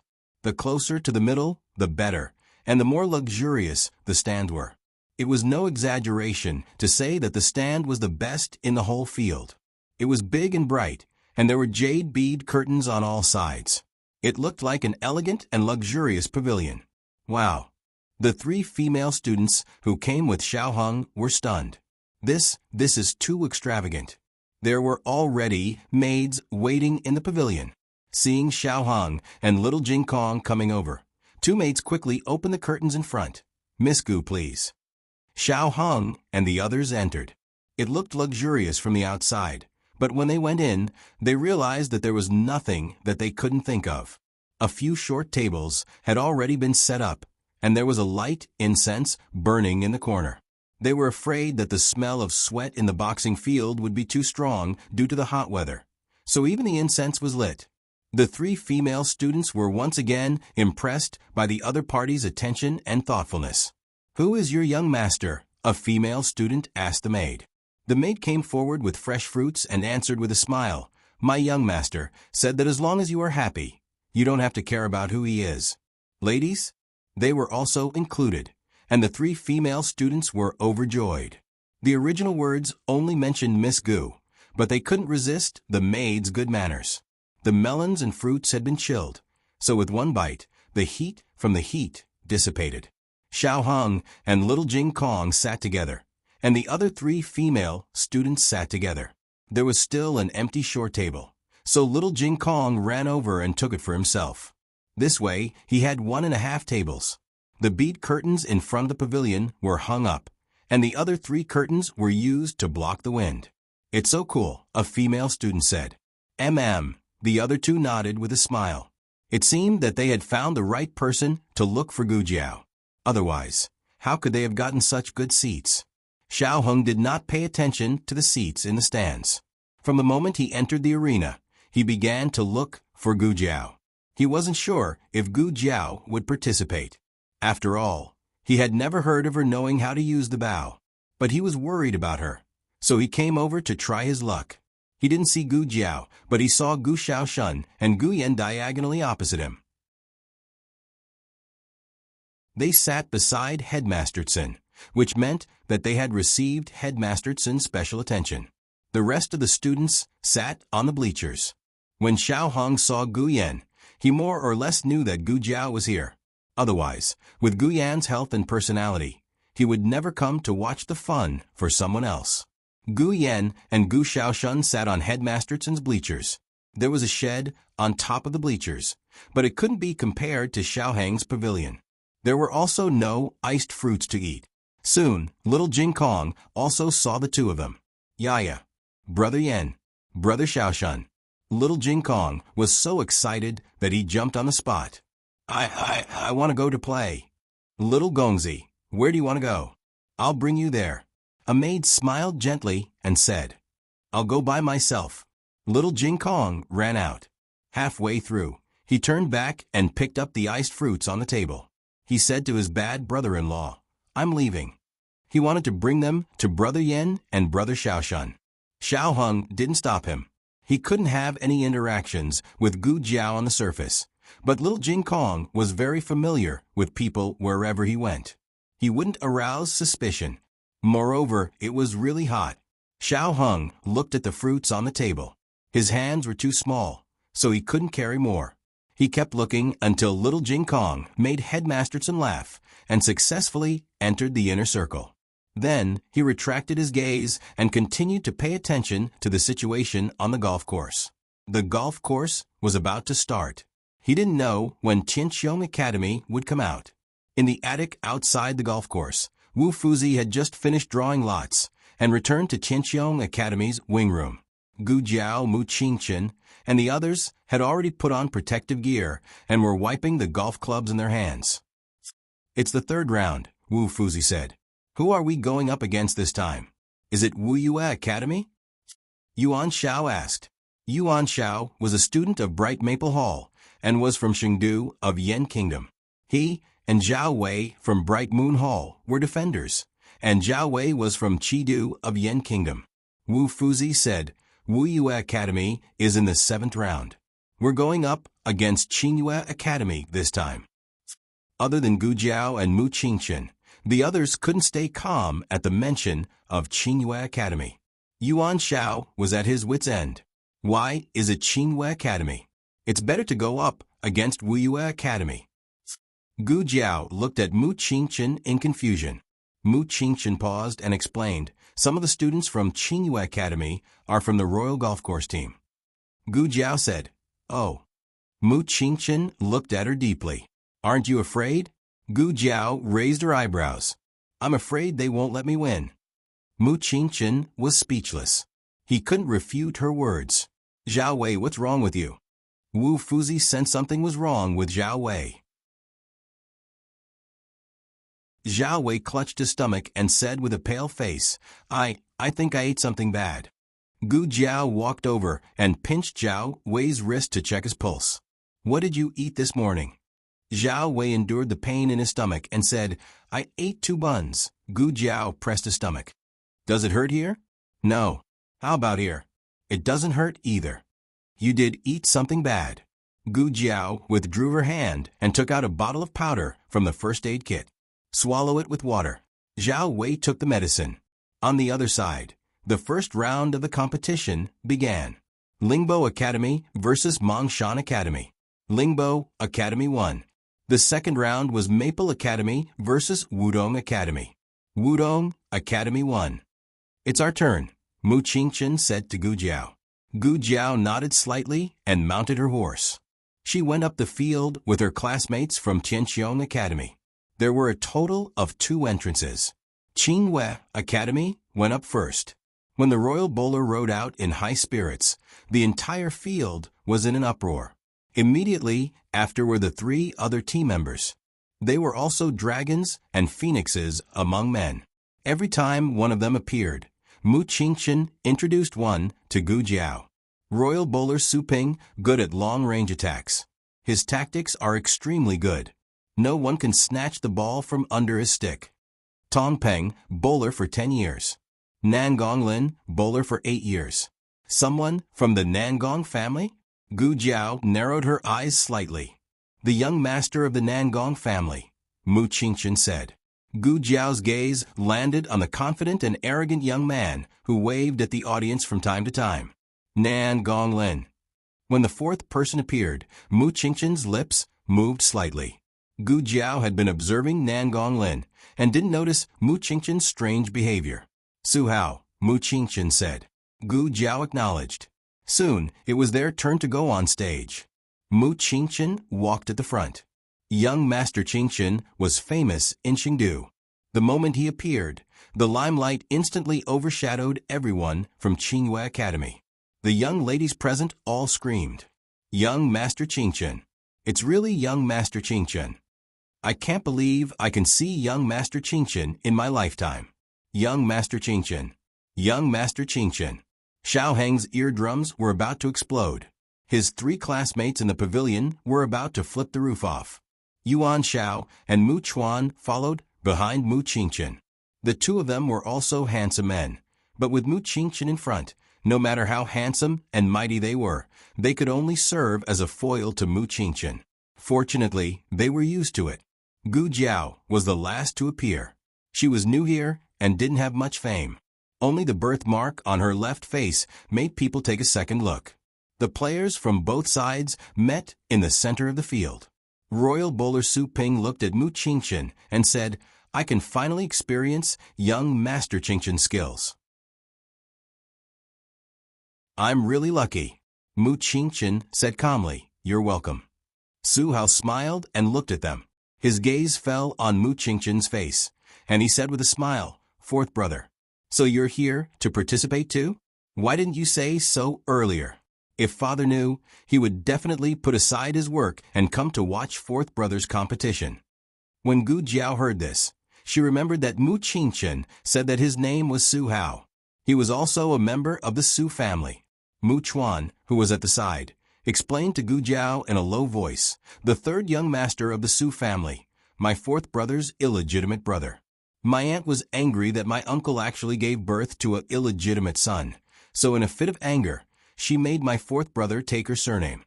This Su Hao is so annoying. He's always jealous of my 4th brother. But no matter how jealous he is, it's useless. My 4th brother is the legitimate son. So what if he changed his surname? He's still the legitimate son. My uncle dotes on my 4th brother." One could tell. Su Hao's words couldn't hide his envy and jealousy towards Mu Qingqian. Nan Gonglin didn't have any personal grudges with Mu Qingqian. It was just that he was also a little jealous of Mu Qingqian.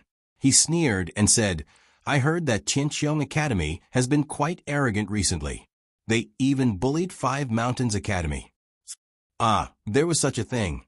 The son of the deputy general of the Nangong family was seriously injured by Gu Jiao. From Nan Gonglin's tone, it seemed like he wanted to seek revenge for his own people. "It's you, right, kid?"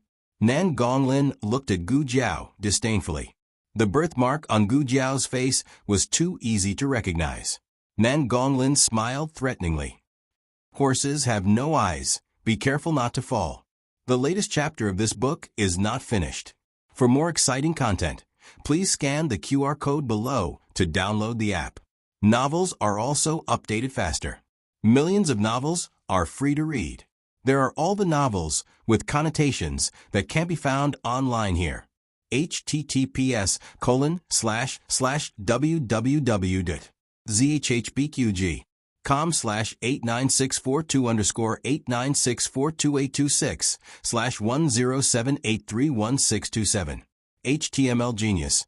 Remember the website address in a second. www.zhbqg.com Pen Fun Pavilion Mobile Version Reading Website. zhbqg.com.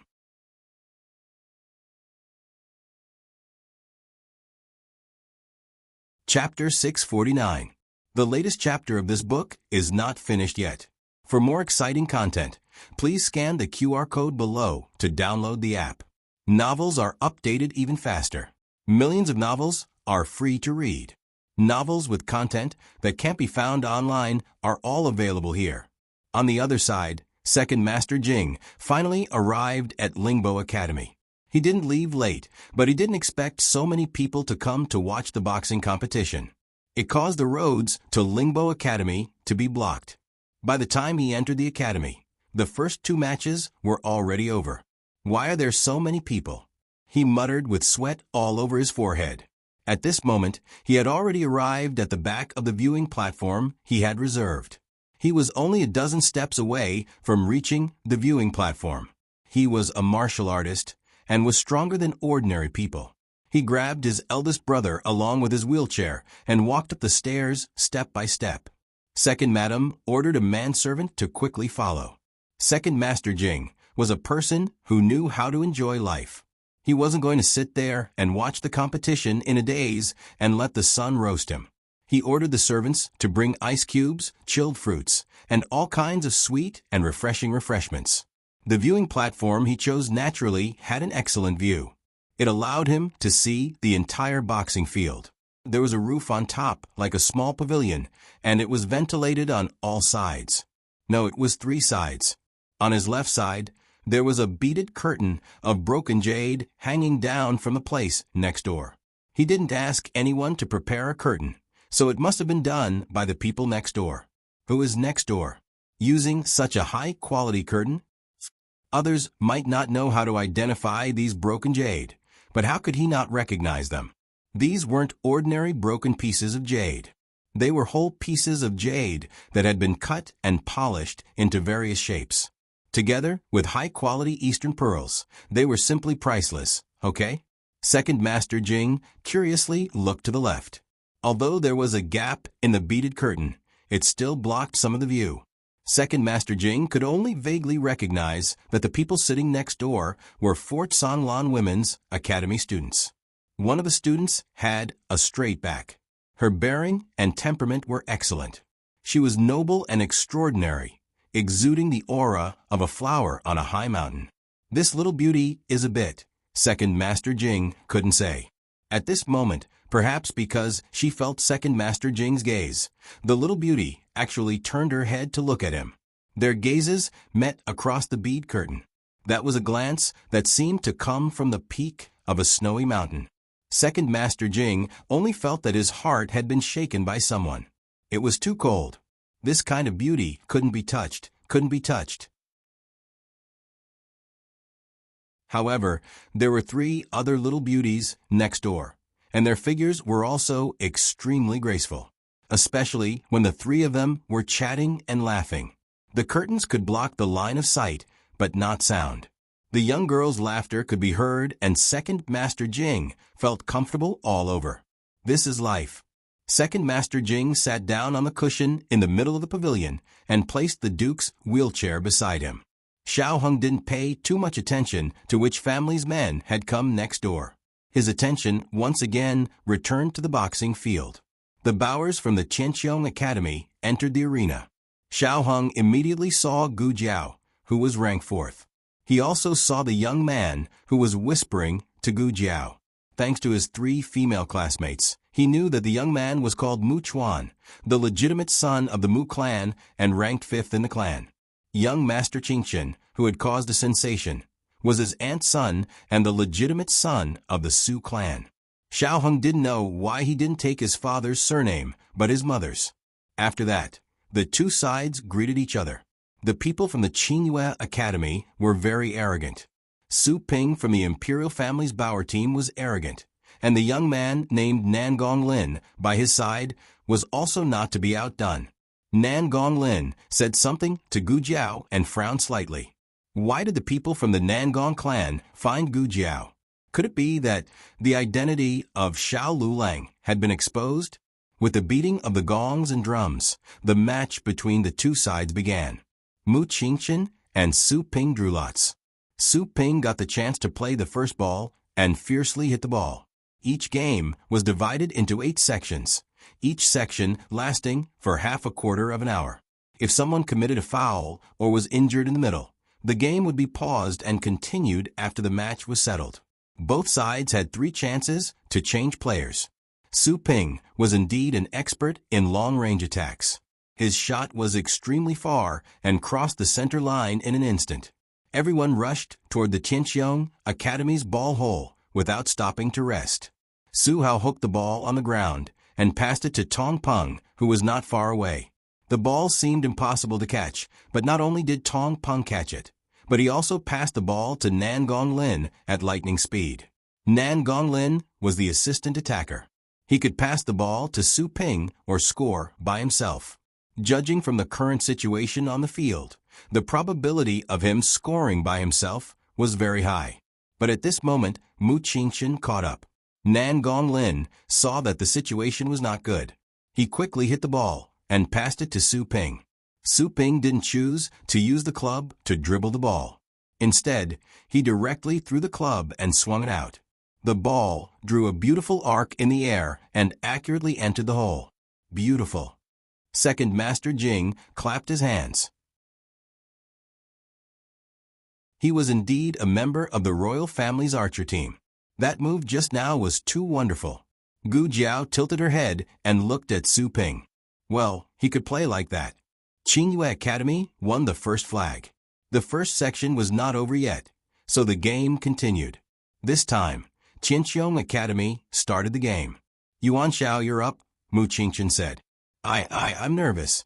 Yuan Xiao was suppressed by the opponent's tactics and aura. Mu Qingchen said, it's okay. Just hit the ball. Yuan Xiao swallowed his saliva and resisted the trembling of his hands. He swung the club first. Mu Chuan quickly followed. Mu Qingchen glanced at Gu Jiao. He didn't say anything, but all the trust in her was written in his eyes. Then, he didn't even look to see whether his team members had caught the ball or not. He rushed toward the opponent's hole. Second Master Jing was stunned. Are you kidding me? Isn't that too bold? What if the ball is intercepted and you run so far away? How can you save the game? Nan Gonglin and Su Hao exchanged glances. The two of them rushed toward Mu Chuan in a pincer attack. They wanted to interfere with Mu Chuan and make sure he couldn't catch the ball without fouling. Mu Chuan was attacked from both sides. He cried out, you two bastards! Why are you coming at me? Nan Gonglin's lips curled up and he went to snatch Mu Chuan's ball. He was very fast. But someone was faster than him. He didn't even see what was going on before a club took Mu Chuan's ball away. Nan Gonglin was slightly stunned. He turned his head and saw Gu Jiao's indifferent expression. Gu Jiao glanced at him indifferently. Without saying a word, she threw the club and hit the ball in her hand with a backhand. Everyone was stunned. Wait, wasn't this the same move that Su Ping used just now? Even the action of throwing the club and catching it with a backhand was exactly the same. Was Su Ping being secretly learned on the spot? Su Ping was shocked. This was a unique skill that he had practiced for many years. It was handsome and valiant. Not only could it be used to win, but it could also be used to show off. No one had ever learned it. How did this kid learn it? He was quite good at it. Xiao Hong stared at Gu Jiao without blinking. Under the sunlight, his girl was very eye-catching. His blood was boiling. Gu Jiao's ball was also very far away. It was very similar to Su Ping's curve. Mu Qingchen successfully got the ball and held it in. Qinxiong Academy got a flag. At the end of the first section, both sides got a piece each. This result was somewhat unexpected. Although Mu Qingchen was the first young master of Xing City, no one had heard that he had any extraordinary talent in archery. No one expected him to play so well. However, the one who left the deepest impression was probably the kid with the birthmark on his face. How could he be so brazen as to steal their skills? How could he be so shameless? Just when everyone thought that Gu Jiao was already very shameless, she did something even more shameless. In the following game, as long as Nan Gonglin attacked, she would stop and not give a single ball to Nan Gonglin. However, as long as Su Ping attacked, she would watch obediently. Not only did she not snatch the ball, but she also did not allow her companions to snatch it. She was very fierce. Su Ping was like a child that she was quietly protecting. Every time he scored a goal, the light of excitement could be seen in her eyes. Then, with a turn of her head, she used Su Ping's moves one by one. Su Ping's face turned green. "Referee," he shouted. "Can't I learn?" Gu Jiao asked innocently. The referee choked. There was no such rule. "You can learn from me," Gu Jiao looked at Su Ping and said shamelessly. Su Ping almost vomited blood. Learn from you? What is there to learn? You little noob. However, it was this thick-skinned noob who learned all of Su Ping's skills. The referee couldn't bear to watch. Dean Sin of Qianqiong Academy was strongly despised by the other deans. He raised his hand and weakly covered his head. Cough. I stole from you based on my ability. If you have the ability, you can steal from me too. Can we King steal from you? Do you think we haven't stolen from you before? We don't know how to steal from you.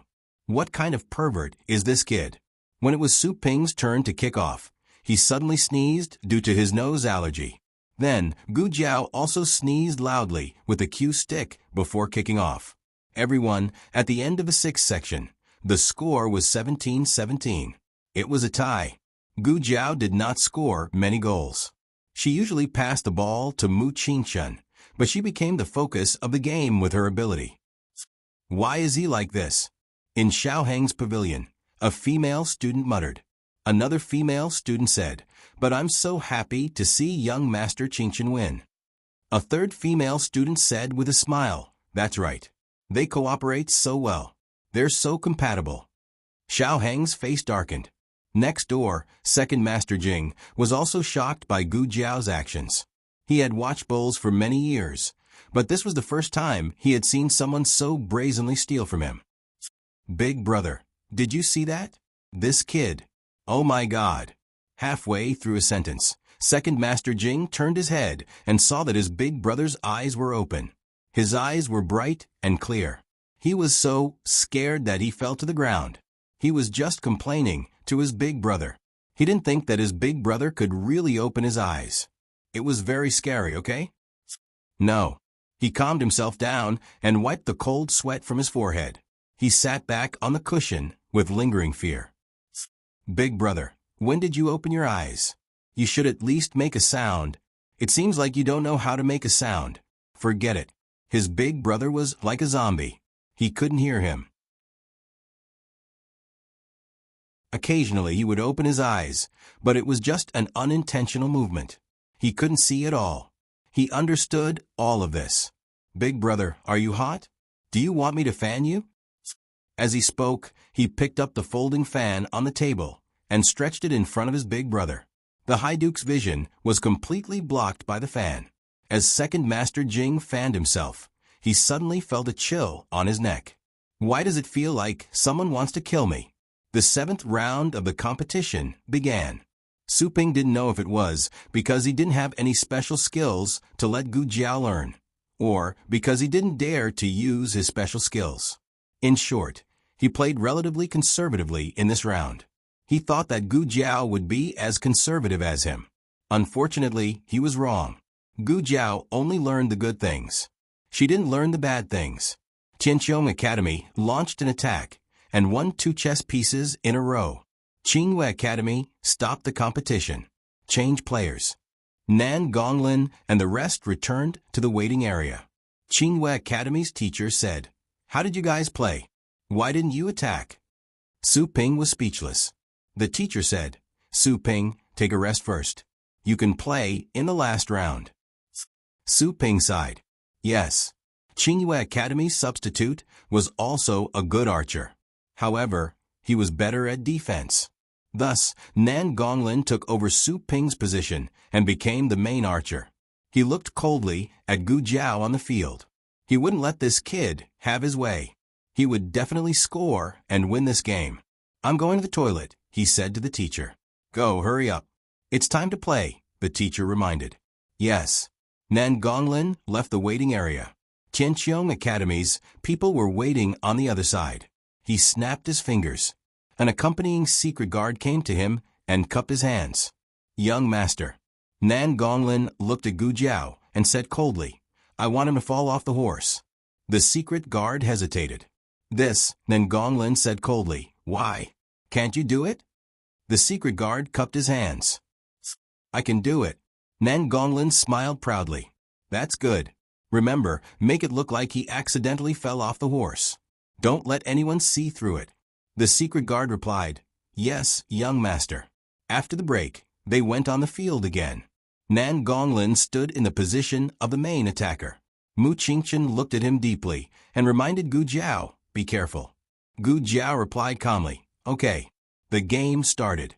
Qingyue Academy kicked off. Nan Gonglin got the ball. Gu Jiao rode on the horse and chased after him. Nan Gonglin was not in a hurry to throw the ball. Instead, he dribbled the ball and led Gu Jiao to the secret guard's position. The spectators, who could not get a seat, stood at the edge of the field. The secret guard was hidden in this group of people. Everyone was so engrossed in the game that no one noticed that he was holding a small stone in his hand. At this moment, Second Master Jing had already stood up and leaned on the railing. He also pushed his eldest brother out. The secret guard was diagonally below them.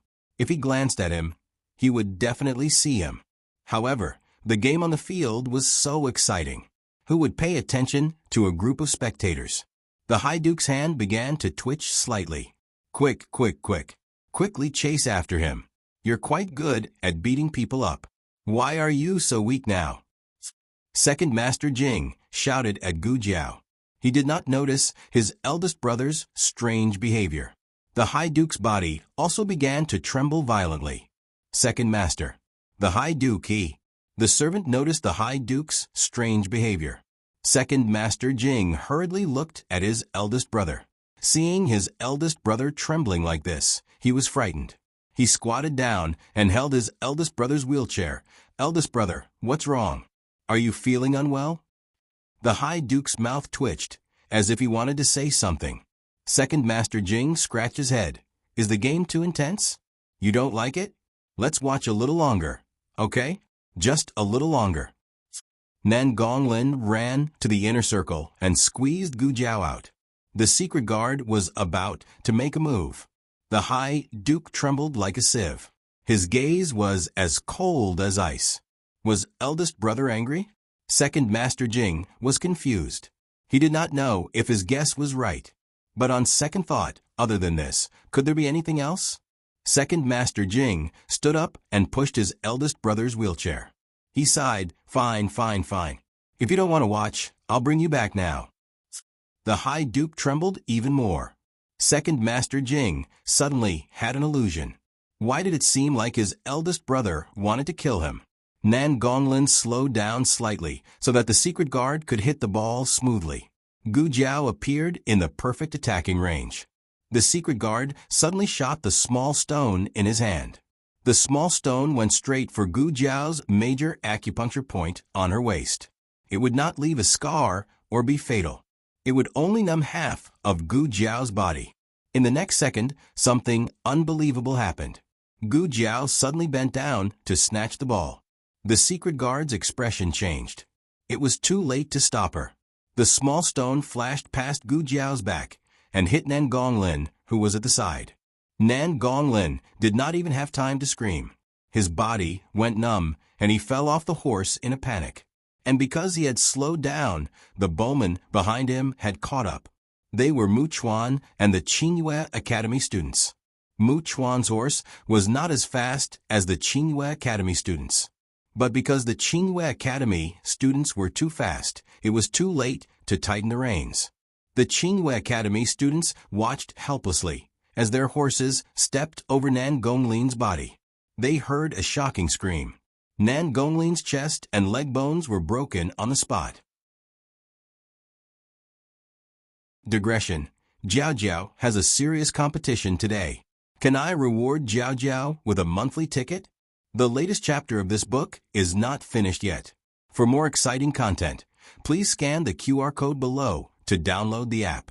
Novels are updated at a faster rate. Millions of novels are free to read. Novels with content that can't be found online are all available here. https://www.zhbqg.com/89642_8964286/1078116553. HTML Genius memorized the website address in 1 second. www.zhbqg.com Biku Pavilion Mobile Reading Website. zhbqg. Com.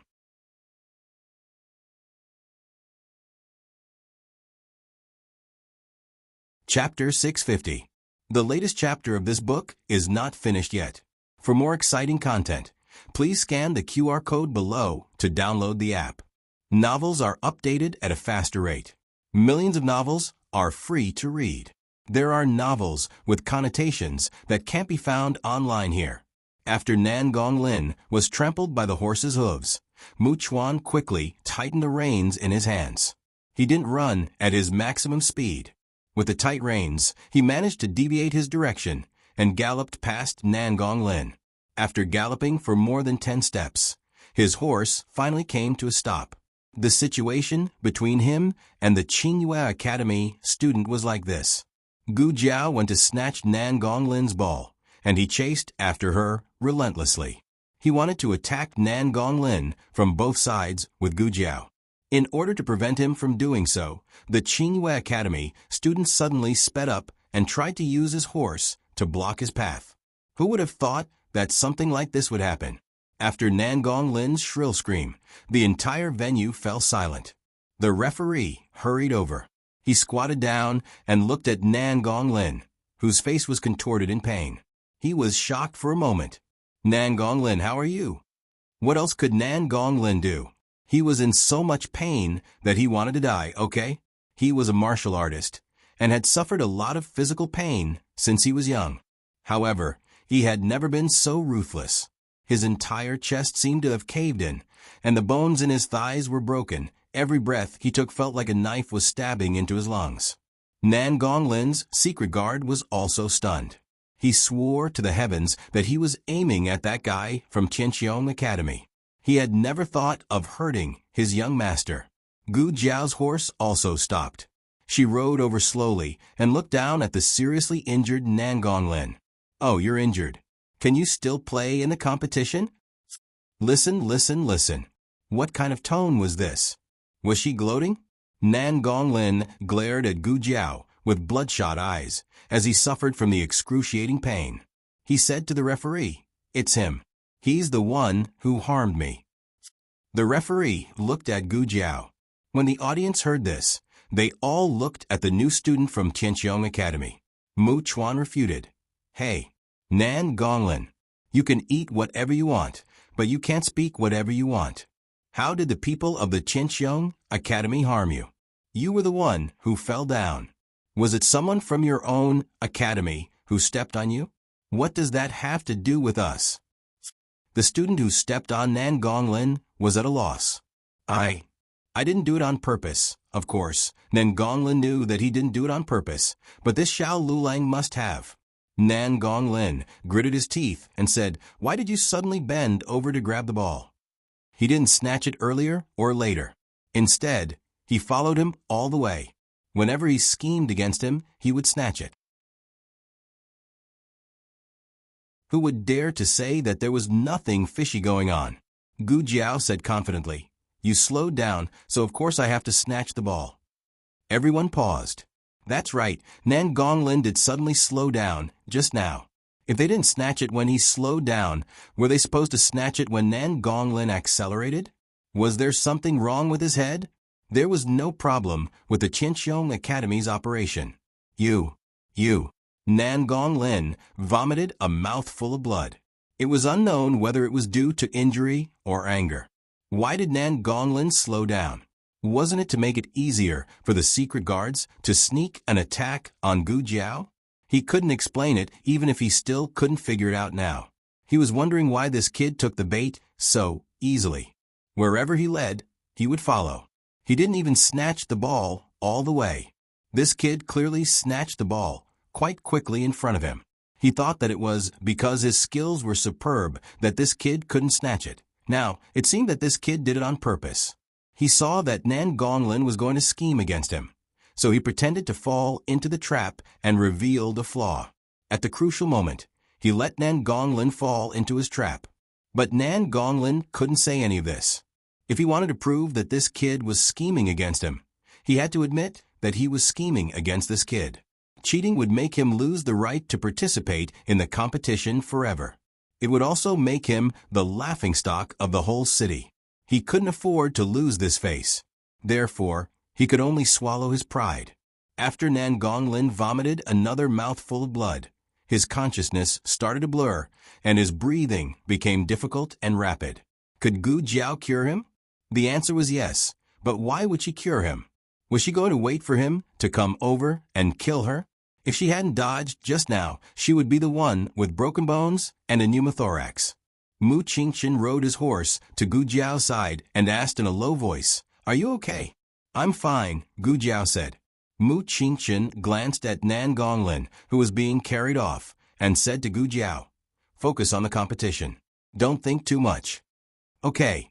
Gu Jiao nodded.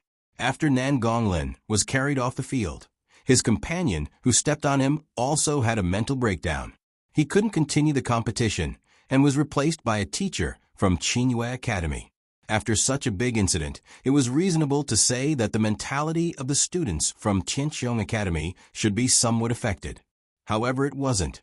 It was just that they were all quite thick-skinned. The seventh section ended with Tianqiong Academy winning another flag.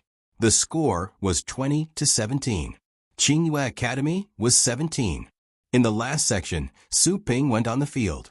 He had to score 3 goals to equalize the score. If there was only one Xiao Lulang or only one Mu Qingchen, he could give it a try.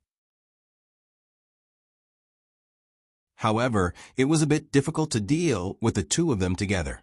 That guy called Xiao Lulang was 2F** king annoying. If he used his unique skill, he was afraid that the guy would steal it. If he didn't use his unique skill, he was afraid that he would lose the competition. Su Ping had never played such a difficult game. In the end, Su Ping decided to go all out. Then, a strange scene happened. Not only did the 4 players from Tianqiong Academy not fight for the ball, they even fed it to Su Ping. "Your shot wasn't good." Su Ping almost couldn't catch it, Mu Chuan said to the students from Qingyue Academy after feeding Su Ping a ball. The students from Qingyue Academy were confused. Wait, what kind of move was that?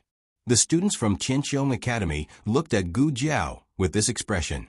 Anyway, she was leading by 3 flags. There was no hurry. She could learn slowly. It didn't matter if she lost points. Su Ping was so angry that he almost had a heart attack. What kind of experience was it when the opponents were collectively shameless?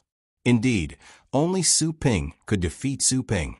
Gu Jiao performed superbly. Using the Su style and Mu Qingchen's strong combination, they finally won the competition with a score of 23-20. This might not be the most perfect battle strategy, nor was it the most difficult battle, but it was definitely the most talked about battle. Young Master Qingchen's appearance was killer. A freshman from Tianqiong Academy stole from the opponent and crushed the opponent. Was this the distortion of human nature or the decay of morality? Young Master Nan Gong fell off the horse and was seriously injured. His life was uncertain, and his future was uncertain. Although there were many outstanding and famous scenes in the competition after that, the crowd didn't seem to be as excited as they had imagined. Was there something wrong with Tianqiong Academy? After seeing their shameless fighting style, looking at other people's fighting style, they felt a little too serious. Something was wrong. Something was wrong with them. Fourth brother, congratulations on entering the next round of the competition. In the attic for the players to rest, Su Hao came to Tianqiong Academy's room and congratulated Mu Qingchen with a smile. Mu Chuan raised his eyebrows and said, "What's there to congratulate? Come and congratulate us after we get first place." So fourth brother's goal is to get first place. Su Hao smiled and said to Mu Qingchen, "Then I'll congratulate fourth brother in advance for getting first place. If father knows, he will definitely be happy for fourth brother."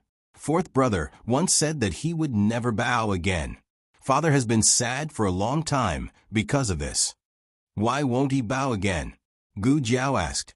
Su Hao turned to look at Gu Jiao and said pleasantly, "My fourth brother once lost to someone, and then he swore never to bow again." "I didn't ask you," Gu Jiao said to Su Hao. Su Hao was stunned. Mu Chuan said impatiently, "Nan Gonglin from your academy is already so injured. Why do you still have the time to wander around here? Don't you have to show concern for your classmates? Yuan Shao didn't rebuke Su Hao. He just opened the door very politely. Su Hao was speechless. After the end of the first day of the competition, it was time to announce the list of qualified students. Every qualified student of the academy had to ride around the field. When the name of Qianqiong Academy was announced, Mu Qingchen, Yuan Shao, Mu Chuan, and Gu Jiao rode on their horses and slowly entered the field from the passage. Everyone's eyes fell on them. Admittedly, Mu Qingchen still received the most attention, but Gu Jiao was ranked above Yuan Shao and the legitimate son of the Mu family. She received the most attention, second only to Mu Qingchen. Xiao Heng's gaze fell on Gu Jiao, and Gu Jiao also looked at Xiao Heng. Their gazes met in midair, and in just an instant, they gently moved away. In the eyes of outsiders, Xiao Heng was looking at the people of Qianqiong Academy, while Gu Jiao was looking at the audience in the stands. Gu Jiao quickly looked elsewhere, while Xiao Heng lowered his eyes, picked up the tea on the table, and took a sip. That freshman from Qianqiong Academy seemed to be looking over here just now. Was he looking at us? A female student in the pavilion asked. Was he? Another female student looked at Gu Jiao. He didn't look. Yes, he took a look. He was just curious, right? So, he didn't take a fancy to the prettiest girl in our academy? Finally, a guy doesn't like her. The three of them laughed in a low voice. Xiao Heng drank his tea silently. How would you know how much restraint and longing she had when she looked at him? On the other side, little Jing Kong bid farewell to Dean Sin of Qianqiong Academy, as well as his new friends, Gu Xiaoshun and Gu Yan. Little Jing Kong could wait for Gu Jiao to come over and get to know her, but even he knew that he couldn't have any interactions with Gu Jiao on the surface. Talking to Gu Yan and Gu Xiaoshun was already the limit of what he could do on the surface.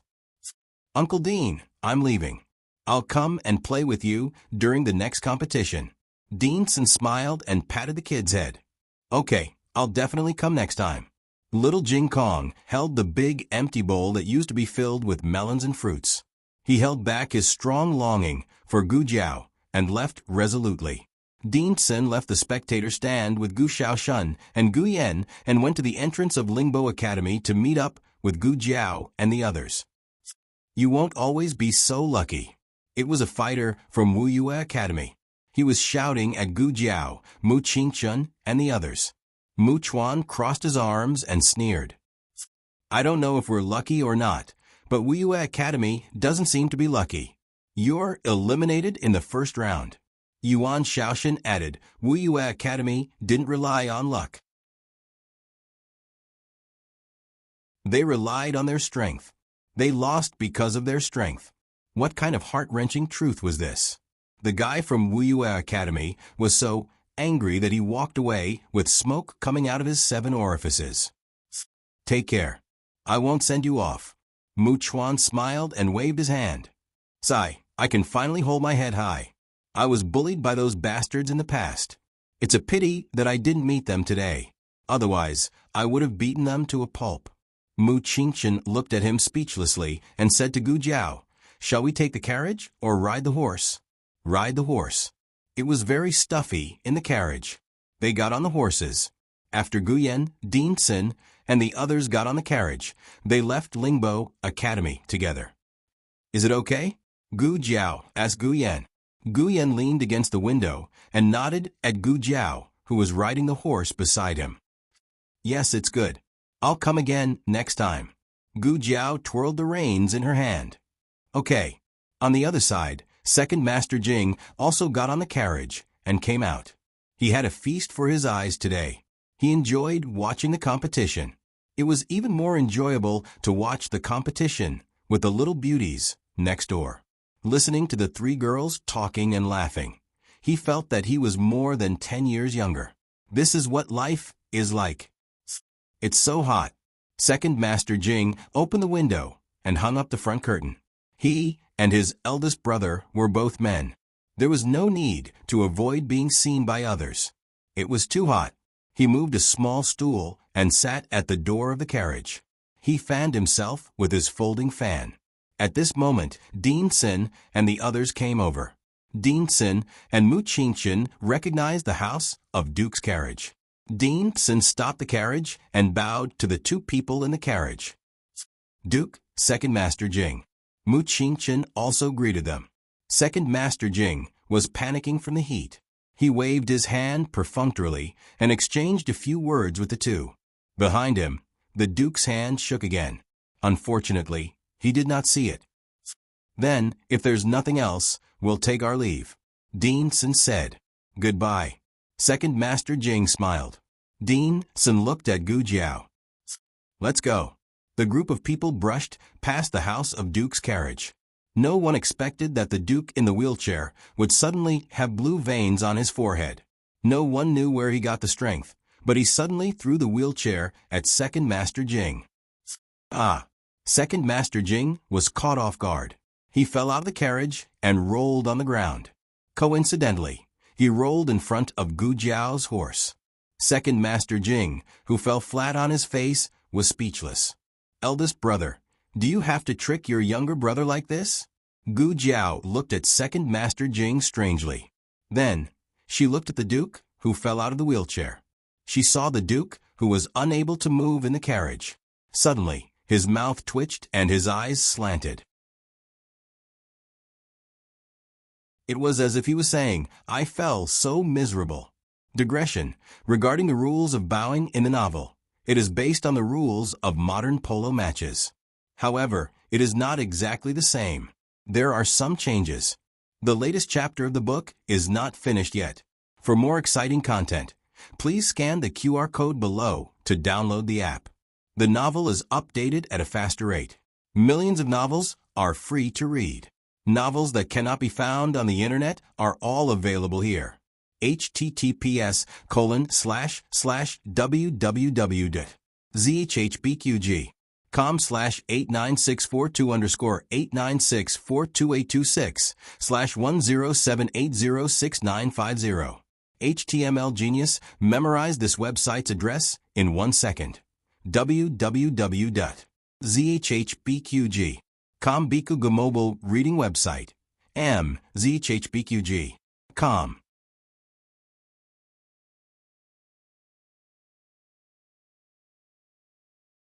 Chapter 651. The latest chapter of this book is not finished yet. For more exciting content, please scan the QR code below to download the app. Novels are updated at a faster rate. Millions of novels are free to read. Novels with content that can't be found online are all available here. Everyone was stunned by the Duke's miserable state. Whether he fell or was miserable, they didn't understand at the moment. Their minds were filled with one thought. Wasn't the Duke unconscious? Did he get better?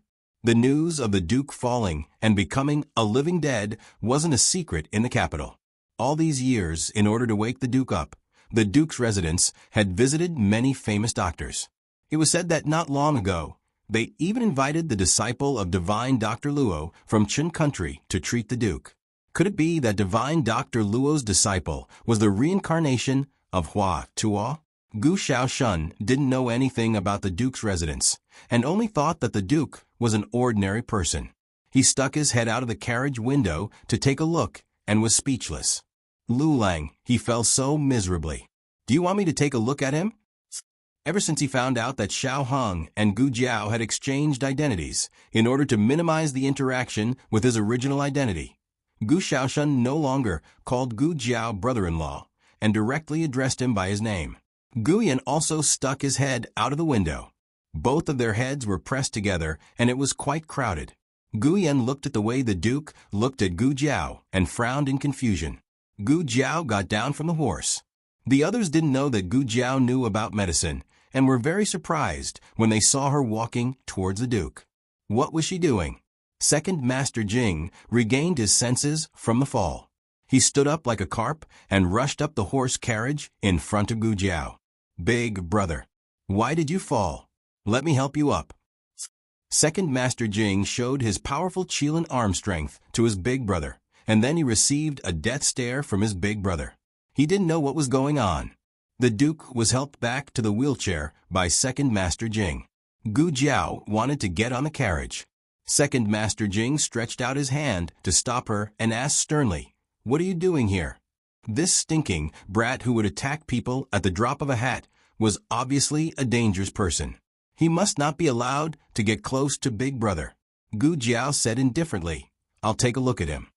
Second Master Jing said angrily, "You quack. I won't let you treat my big brother."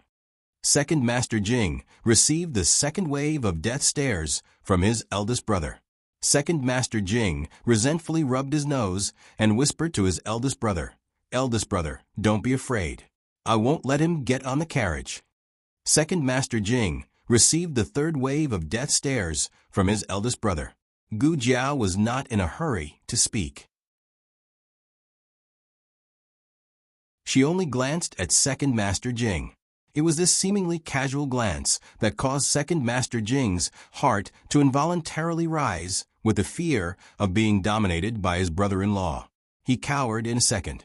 "For young Master Qingchen's sake, I'll reluctantly let you take a look at my eldest brother." Gu Jiao got into the carriage. "Make way." Gu Jiao said to Second Master Jing, "You're blocking the light. This is my own carriage. Why should I? I'll make way. I won't bicker with you." Second Master Jing heroically jumped off the carriage. "You get off too." He pulled the coachman off the carriage. He made himself the scapegoat. "Xiaoshun, give me the first aid kit," Gu Jiao said. Gu Xiaoshun took out the first aid kit from her bag and agilely jumped off the carriage, handing it over to Gu Jiao. Gu Jiao did not bring her medicine box when she went out in case of emergencies. She brought a first aid kit with emergency medicine, a flashlight, and silver needles inside. Gu Jiao first took the Duke's pulse, then turned on the flashlight and shone it into the Duke's eyes. She used her body to block the light, so the others did not see what she was using to diagnose the Duke's illness. But looking at her posture, she really did look like a doctor. Mu Qingchen frowned slightly and turned to look at Gu Yan in the carriage beside him. "Xiao Lulang really knows medicine?" Gu Yan leaned against the window and snorted, "He's really good." Then last time Mu Qingchen thought of the situation when Gu Jiao went to the Duke's residence to treat the Duke's illness. She said that Mu Ru Xian's silver needles were crooked. Could it be that she was right? If Mu Ru Xian's silver needles were crooked, how good could her medical skills be? If her medical skills were not good, how could she make the Duke's illness better? In a flash, Mu Qingchen's mind had already thought of many things. Mu Chuan and the others were also very surprised. Mu Chuan's eyes widened. "I didn't know that Xiao Lu also knows medicine." "Xiao Lu?" Gu Xiaoshuan's face was full of confusion. When did his sister have such a nickname? The Duke's pupils were equally big and reacted to the light source. His cornea's reflection was also normal. This showed that his face was not twitching unconsciously. Even if he was not completely awake, at least he was out of a deep coma. Last time when she bandaged him, he seemed to be able to react to the outside world a little through his fingers. But it was not as big as today's progress. Gu Jiao was sure that the Duke was getting better. Although she was not sure if the reason for his improvement was Mu Ru Xian's treatment or something else. But his physical functions and nerve reflexes were still very poor. This was the aftereffect of his brain injury. Gu Jiao could not say for the time being whether he could speak or whether he could completely recover. Gu Jiao put the used cotton swabs and silver needles into a separate pouch. After packing up the first aid kit, she planned to get off the carriage. As soon as she moved, she felt a slight tug. She looked back and saw that the Duke's trembling fingers had unknowingly grabbed the corner of her clothes. Speaking of which, it was strange. She was someone who could push the door latch off, yet she was pulled by such a weak force. She frowned strangely. Then she looked at the Duke and asked, "Do you feel any discomfort?" The Duke could not speak, so he just held on and did not let go. Gu Jiao checked him again. He was almost out of strength. His fingers were trembling, but he still used the last of his strength to not let go. Gu Jiao did not understand this phenomenon. Was it just an irregular muscle reflex? Gu Jiao thought about it and took out a candy from the first aid kit. She opened the Duke's palm and let him hold the candy. After the archery competition ended, the contestants left one after another. The spectators also left one after another. Xiao Heng did not like to squeeze with others. When the 3 female classmates suggested that they go back to the academy, he let them go first. It's strange. You were so enthusiastic when you came. Why didn't you hurry to leave? Don't tell me. You're meeting someone behind our backs? A female student gossiped. Xiao Heng did not look at her. He picked up the teacup and drank the tea. The female student curled her lips. Humph, still ignoring us. Forget it. Let's go. I thought we had a special relationship after sitting with her for a day. She doesn't like us at all. The 3 of them muttered and rolled their eyes as they walked down the stands. Little Jing Kong held the railing of the stands with his hands. His little head was in the gap of the railing, and he sighed. Jiao Jiao. He did not even talk to Jiao Jiao. He missed Jiao Jiao so much. But there were still 10 days before the holiday. Going to school was too cruel for children. When almost all the people left, Xiao Heng stood up. He held little Jing Kong's hand and walked down. Miss Gu, please wait.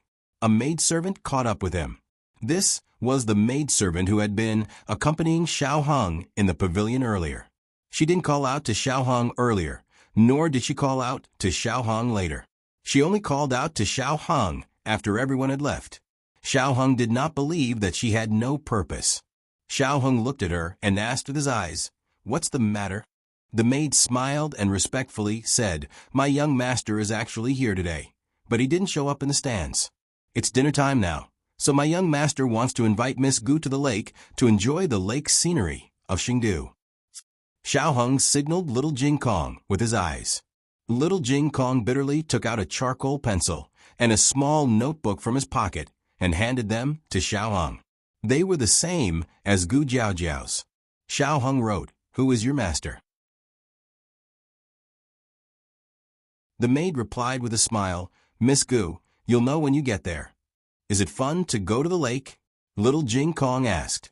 The maid said with a smile, "It's fun. You can fish, enjoy the lanterns, and put lotus lanterns on the lake." Little Jing Kong's 2 little arms fluttered behind him. "I want to go. I want to go." Xiao Heng gave the little guy a look. "Oh, don't go. It's getting late. I should go back," he wrote. The maidservant was stunned. She didn't expect that even after her young master had revealed such extraordinary strength, this young Miss Gu would still be indifferent to him. She was a well-trained maid. She quickly came to her senses and said, "It's getting late. How about I arrange someone to send Miss Gu back to the academy?" It was only 2 steps to go back to the academy. Little Jing Kong hung on his thigh and said, "I can't walk anymore. Do you want to carry me?" Xiao Heng finally agreed to sit in the maid's carriage.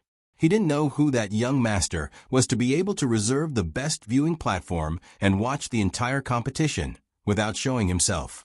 He was even able to stealthily drive a seemingly inconspicuous but extremely luxurious carriage into the Lingbo Academy's field. Xiao Heng got down from the viewing platform. He was taken into the carriage before he could walk.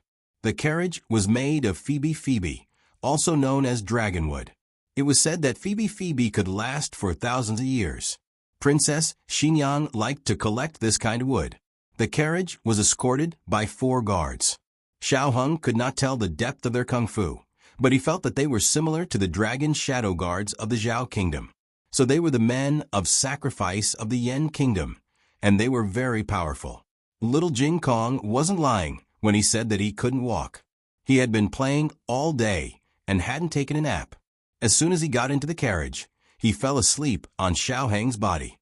The carriage went out of the academy. He had only taken a few steps when he heard the maid on the outside of the carriage call out exaggeratedly, "Young master." This script was clumsy. Xiao Heng frowned and poked little Jing Kong's face. He was sleeping so soundly. "Master, why are you here?" The maid continued to act. Xiao Heng sat in the carriage and did not even lift his eyelids, let alone lift the curtain to greet the master. Ahem. The master cleared his throat. Maybe he gave the maid a look. The maid turned around and lifted the curtain slightly. She said to Xiao Heng, "Miss Gu, my master would like to see you." The gap between the curtain and the curtain was just enough for Xiao Hong to see the master in the brocade robe. It was also enough for the master to see the first beauty in the gauze dress. Xiao Hong was wearing a veil, which covered a little of his face. He could vaguely see the outline of his face, coupled with his pair of unparalleled eyes. It was obvious that he was devastatingly beautiful. Xiao Hong glanced at the other party indifferently and slammed the curtain down. The maid was so frightened that she knelt on the outside of the carriage. The master in the brocade robe did not get angry. He cupped his hands and smiled. "I was rude. Please forgive me, Miss Gu." Saying this, he stepped aside and gave the coachman a look, allowing the carriage to pass in front of him.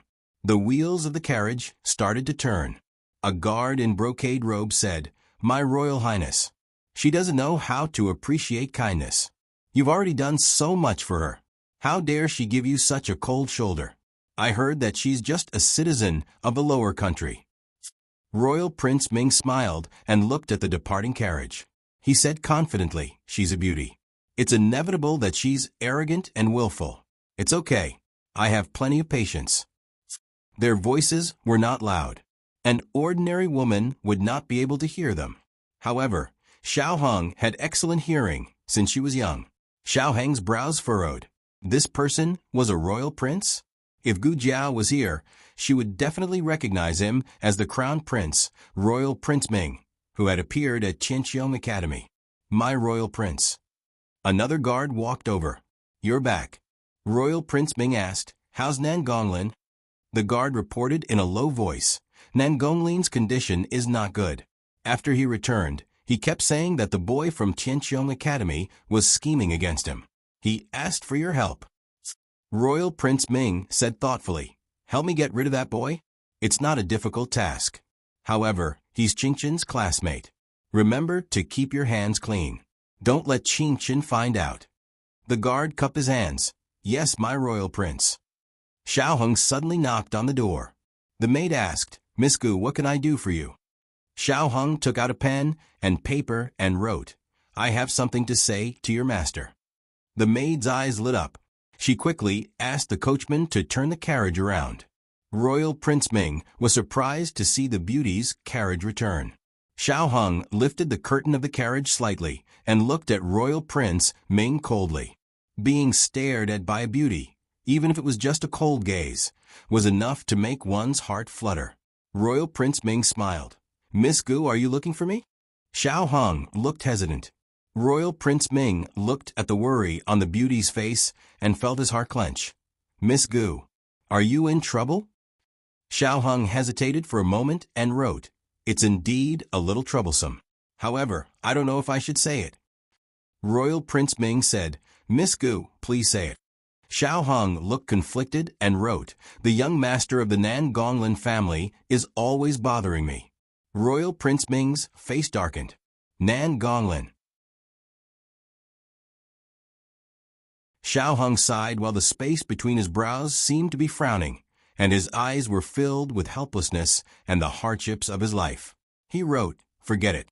Just pretend I didn't say anything. The Nan Gonglin family is extremely powerful.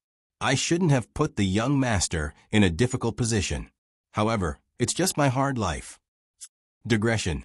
Master of T23333, what is a good script? Jiao Jiao, you should learn from it. The latest chapter of this book is not finished yet. For more exciting content, please scan the QR code below to download the app. Novels are updated at a faster rate. Millions of novels are free to read. Novels with a deeper meaning that can't be found online are all available here. https://www.zhbqg.com/89642_8964282/1077922207. HTML Genius. Memorize the website address in 1 second. www.zhbqg. Biku Go Mobile Reading Website. zhbqg.com.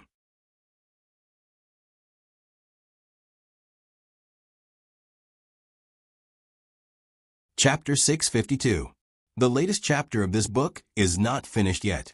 For more exciting content, please scan the QR code below to download the app. The novel will be updated even faster. Millions of novels will be read for free. All the novels that can't be found online will be available here. Some words should not be said too much and should be left blank. This way, the other party's imagination would be given space to continue to wander. After Xiao Hung finished writing the last sentence, he left in the carriage, leaving Commandery Prince Ming standing in place with a cold expression. Commandery Prince. The guard beside him called out, "Are you all right?" "What can happen to me?" Commandery Prince Ming said coldly. When the guard heard this, he knew that he was angry. The guard hesitated for a moment and said what he thought. "Commandery Prince, what Miss Gu said may not be true. You can't believe everything."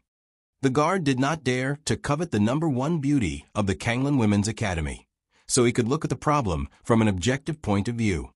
Commandery Prince Ming did not think so. He glanced at the guard coldly and said, "Do you mean that she is lying to me?" The guard said, "I just think that it is better to be cautious." Commandery Prince Ming snorted and said, "She is just a weak woman from a lower country. She has no one to rely on in Shang. Would she dare to slander the Nangong family? Moreover, she is a girl. Would she speak without thinking to slander a man? Would she even disregard her reputation?" A woman's reputation was greater than heaven. Commandery Prince Ming narrowed his eyes dangerously and said, "Nangong Lin knows that I am interested in her, but he still dares to steal my woman." "Very good, very good." The guard opened his mouth and said, "Commandery Prince, why don't I go and check it out?" Commandery Prince Ming snorted and said, "Can you find out about Nangong Lin? He covets the woman this prince wants behind this prince's back. Does he have the guts to leave any traces behind? If Miss Gu had not told me today, I don't know how long I would have been kept in the dark." Commandery Prince Ming believed Xiao Heng's words for a reason. Apart from the 2 points he mentioned, the beauty had no enmity with Nangong Lin. Why would she frame him? This would not benefit her at all. In comparison, it was more likely that Nangong Lin would pester her. Even he, the dignified Duke of the Crown Prince's residence, was smitten by a beauty. Was Nangong Lin's willpower better than him, or was his vision better than him? How could he not be moved by a beauty? Because of this, Commandery Prince Ming chose to believe in Xiao Hung. The guard had followed Commandery Prince Ming for a long time and naturally understood his personality. There were some things that Commandery Prince Ming was really clever, but there were also some things that he thought himself to be clever. He didn't waste his breath trying to persuade him any further. "Then should I?" As he spoke, he made a throat-slitting gesture. Commandery Prince Ming's eyes turned cold, and he said with disgust, "What do you want?" He would take revenge for his own vengeance. "What does that have to do with me?" The guard cupped his hands. "Yes." The carriage stopped outside the gates of the Tsanglan Women's Academy. The maid gently lifted the curtain for Xiao Hung. "Miss Gu has arrived." Xiao Hung got out of the carriage with a sleeping little Jing Kong in his arms. There was a hint of playfulness in his eyes. He took out a written note and handed it to her. "Please tell your young master that thank you." Gu Jiao and the others left the inner city. Gu Jiao looked at Mu Chuan and Mu Qingchen strangely and asked, "Why are you two going back to the academy?" Mu Chuan shrugged. "I don't know. I followed fourth brother here." Mu Qingchen paused and said, "I'm moving to the academy." "Oh." Mu Chuan rubbed his sore neck. When he came to his senses, he suddenly opened his eyes and looked at his fourth brother. "Fourth brother, what did you say? You're going to live in the academy?" Mu Qingchen said seriously, "The competition is coming. We'll waste too much time on the road every day. It's better to use it for training. The people of the Wuyue Academy are right. We can't win every match so easily. The reason why we were able to win today was largely because our opponent's skills were uneven. Su Ping's skill level was greatly lowered. As long as there were 2 members of the royal family in a team, our chances of winning would be reduced by half." Yes, Mu Qingchen is right. Wu Fuzi also urged his horse to walk beside the group of people. He said, with great approval, there are still many powerful academies. Even if they don't have the royal family's jusho, their power should not be underestimated if they cooperate well with each other. We have to step up our training. Will the next match be held at the Lingbo Academy? Gu Jiao asked. Yes. Other than the Grand Preceptor Hall and the palace, only the Lingbo Academy's field is perfect. It could be seen from the arrangement of the stands. How many more days? Gu Jiao asked again. 7 days. Wu Fuzi said, there will be other competitions in the next 2 days. If you have time, you can go and watch. But you can't delay your training. Does that mean I can delay my studies? Wu Fuzi choked. You can't say that. You can just do it secretly. In the carriage, Dean Sin pretended to be deaf. At dusk, the group arrived at the academy. Wu Fuzi wanted to analyze today's competition with everyone. Gu Jiao asked Gu Xiaoshun to bring Gu Yan back first. The bowler team gathered at the field. School had already ended, but there were still many students gathered around the field. Everyone had heard that Qianqiong Academy had advanced to the next round, and they were all surprised. Qianqiong Academy had never won any bowler competition. It would be a lie to say that they were extremely disappointed, but it wouldn't be right to say that they didn't care either. When Gu Jiao and the others rode their horses and slowly walked into the field, they were greeted by everyone's gazes. Everyone was mainly shocked, and there wasn't any formal ceremony. But that moment of attention made the bowlers feel a long-lost glory. Mu Chuan straightened his back. Cough, cough. All right. You all go over there and wait for me. Wu Fuzi's old face was burning. The martial scholar had never had a chance to display his skills in the Literary Institute. This was also the first time he returned with glory. He was too excited. He only won the first match, and he already felt this way. He didn't dare to think about the next few matches. Deep breaths. Calm down. Wu Fuzi rode his horse over valiantly. Did our academy really win? We won. We won against the royal family's bowler. If I knew we would win, I would have gone to watch the competition. Me too. Outside the field, the students were all talking at once. They all regretted missing today's competition. How could they have expected their academy to win? They thought that they would be defeated as soon as they went on the field like the previous few times. I heard that many people from Wuyue Academy went. Is our academy the most embarrassing? There isn't even a single person cheering for us. It seems like it. Everyone blushed with shame. Wu Fuzi finished analyzing everyone's performance today and asked them to go back and rest well. They would come back for training tomorrow morning. What's going on today? When Gu Jiao led the horse back to the stable, Mu Qingchen stopped her. Gu Jiao turned around and asked in astonishment, what happened? Nan Gonglin, Mu Qingchen said bluntly. Gu Jiao didn't deliberately hide it. He was hit in the waist and abdomen. Half of his body was paralyzed, and he fell off the horse. Mu Qingchen frowned. He took a deep look at Gu Jiao and asked, are they here for you? At that time, Gu Jiao was relatively close to the crowd. Nan Gonglin was on the other side of Gu Jiao. Nan Gonglin questioned Gu Jiao on the spot why she bent over to grab the ball. It was too chaotic at that time. No one understood the strangeness of this sentence. Now that they thought about it, was there any direct relationship between Gu Jiao bending over to grab the ball and Nan Gonglin falling off the horse? He couldn't have been frightened by Gu Jiao's grab of the ball and fell off the horse, right? But if the other party wanted to make Gu Jiao fall off the horse, everything made sense. What happened to you? Gu Jiao asked. Huh? Mu Qingchen was stunned. Bowing, Gu Jiao said. Mu Qingchen understood. It's not what Su Hao said. He didn't swear not to bow anymore because he had lost to anyone. Su Hao did see him lose to someone, but he was willing to admit defeat. Besides, he was happy to lose to that person. Seeing that he didn't intend to continue, Gu Jiao didn't force him. She led the horse back to the stable and handed it to the servant who took care of the stable. She turned and walked out. Mu Qingchen walked out with her. Just as they were about to say goodbye, Mu Qingchen suddenly spoke again. I once stayed in the manor for a period of time when I was young. That was when his mother left the Su family in a fit of anger after discovering Su Hao's existence. Su Hao was actually a mistress. His mother never knew that his father had a mistress outside. By the time she found out, Su Hao could already walk.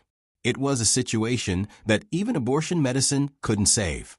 Su Hao was a day older than him. His mother had a difficult labor and only gave birth to him after 3 days. In the first 2 days of her life, his father was accompanying another woman to give birth. In order not to see his father, his mother kept moving. He went to Snow Cloud Villa when he was 9 years old. She was 6 years old when I first saw her, Mu Qingchen recalled. That childhood playmate? Gu Jiao thought of the ugly doll that fell out of Mu Qingchen's bag. She didn't see it clearly, but she could tell that it was quite ugly. Mu Qingchen nodded. I lived in the manor for 2 years. She lived in the villa next door. She liked to bow, and always rode her date red pony to the foot of a mountain to look for people to bow. Later on, she left, and I never bowed again. This was the second time Gu Jiao heard him describe his childhood playmate as left. Is she no longer alive? Gu Jiao asked. Mu Qingchen paused, disappointment flashing across his eyes. Yes, she left when she was 8 years old. Before she left, she told me to take good care of her father. She also said that she would come back one day. Speaking of this, Mu Qingchen smiled bitterly. I really believed her at that time. I was so stupid. A dead person can't come back to life. I understood this later. But 9 years have passed, and I still can't help but wait. I just wait for the day when she can appear in front of me, alive. The latest chapter of this book is not finished yet. For more exciting content, please scan the QR code below to download the app. The novel is more complete and updated faster. Millions of novels are free to read. There are all kinds of novels that can't be found on the internet here. https://www.zhbqg.com/8964-286/1077888978. HTML Genius memorized the website address in 1 second. www.zhbqg.com Bikuj mobile reading website. zhbqg.com.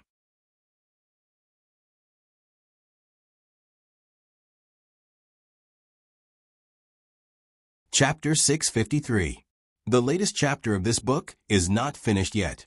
For more exciting content, please scan the QR code below to download the app. Novels are updated faster. Millions of novels are free to read. Novels with content that can't be found on the internet are all available here. The weather changed quickly. Before Gu Jiao left the academy, heavy rain poured down. Mu Qingchen accompanied her to the gatehouse to hide from the rain for a while.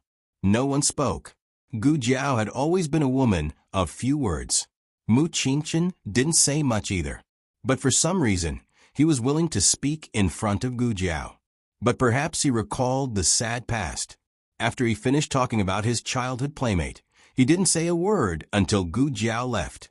When Gu Jiao returned home, night had completely fallen. The kitchen was filled with the aroma of delicious food. Madame Nan made scallion pancakes. The whole courtyard was filled with crispy fragrance. Gu Shaoshun had already described the exciting process of the boxing competition to Madame Nan, Master Lu, and Old Master Meng. It was different from the usual practice.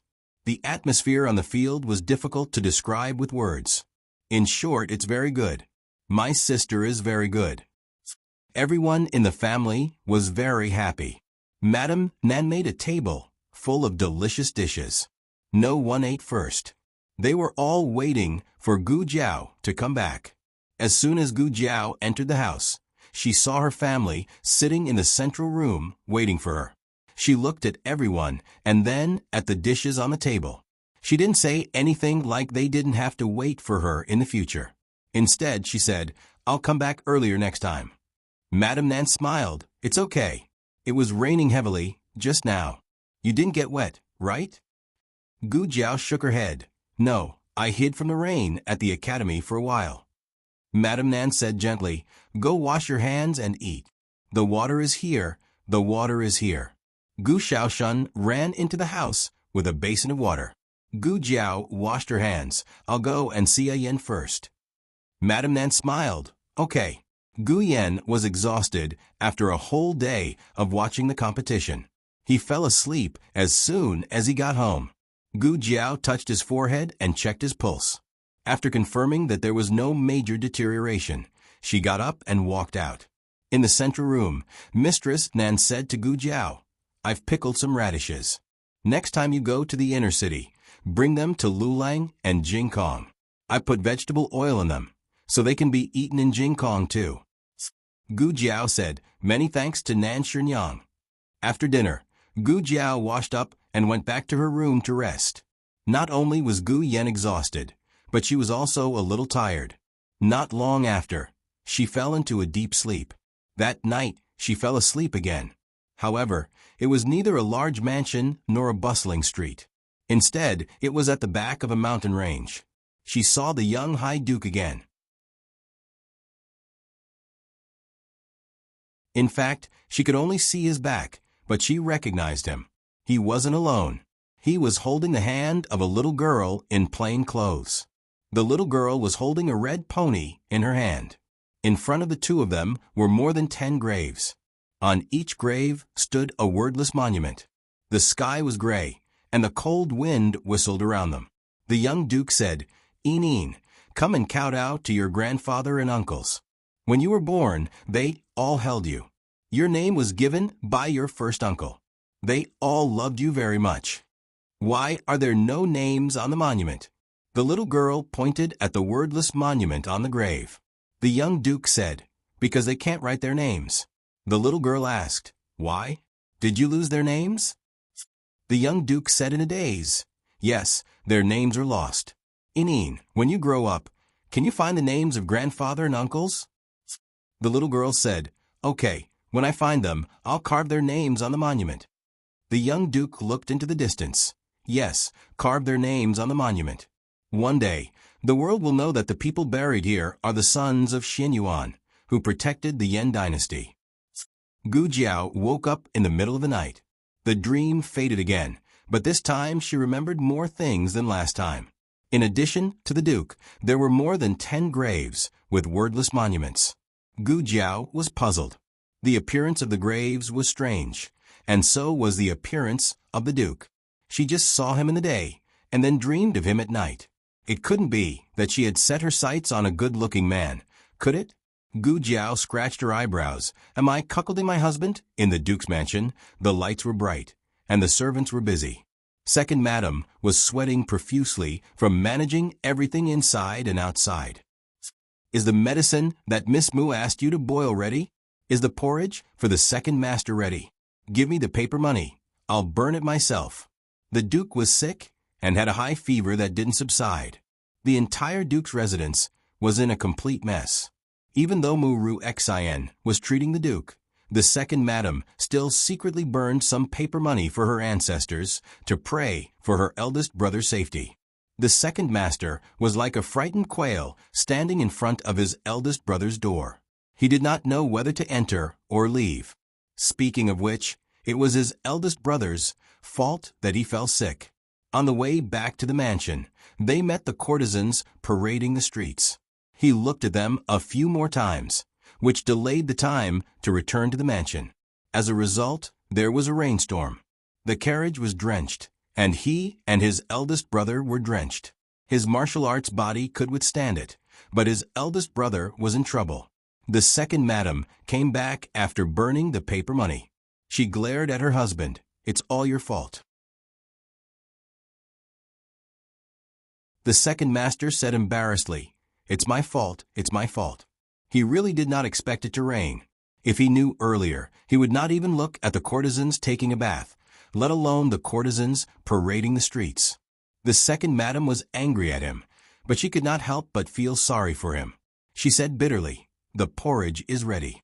Eat some before coming back. The second master sighed. I can't eat. I'll stay here and wait. I'll leave when eldest brother is fine. The second madam said, It's useless for you to stay here. You won't be able to help Lady Moo. The second master thought for a while. Then, I'll go kowtow to the ancestors. He turned around and left. The second madam looked at his back and helplessly shook her head. Inside the room, Muru Xian was treating the Duke. She did not like outsiders watching her treat a patient. Other than her, there was only a personal maid she brought from Chin country in the room. The maid knew a little about medicine, so she was her assistant, acting as a medicine boy. Three-edged needle. Muru Xian sat by the bed and extended her hand to the maid. The maid handed over a brand new three-edged needle. The Duke's high fever did not subside.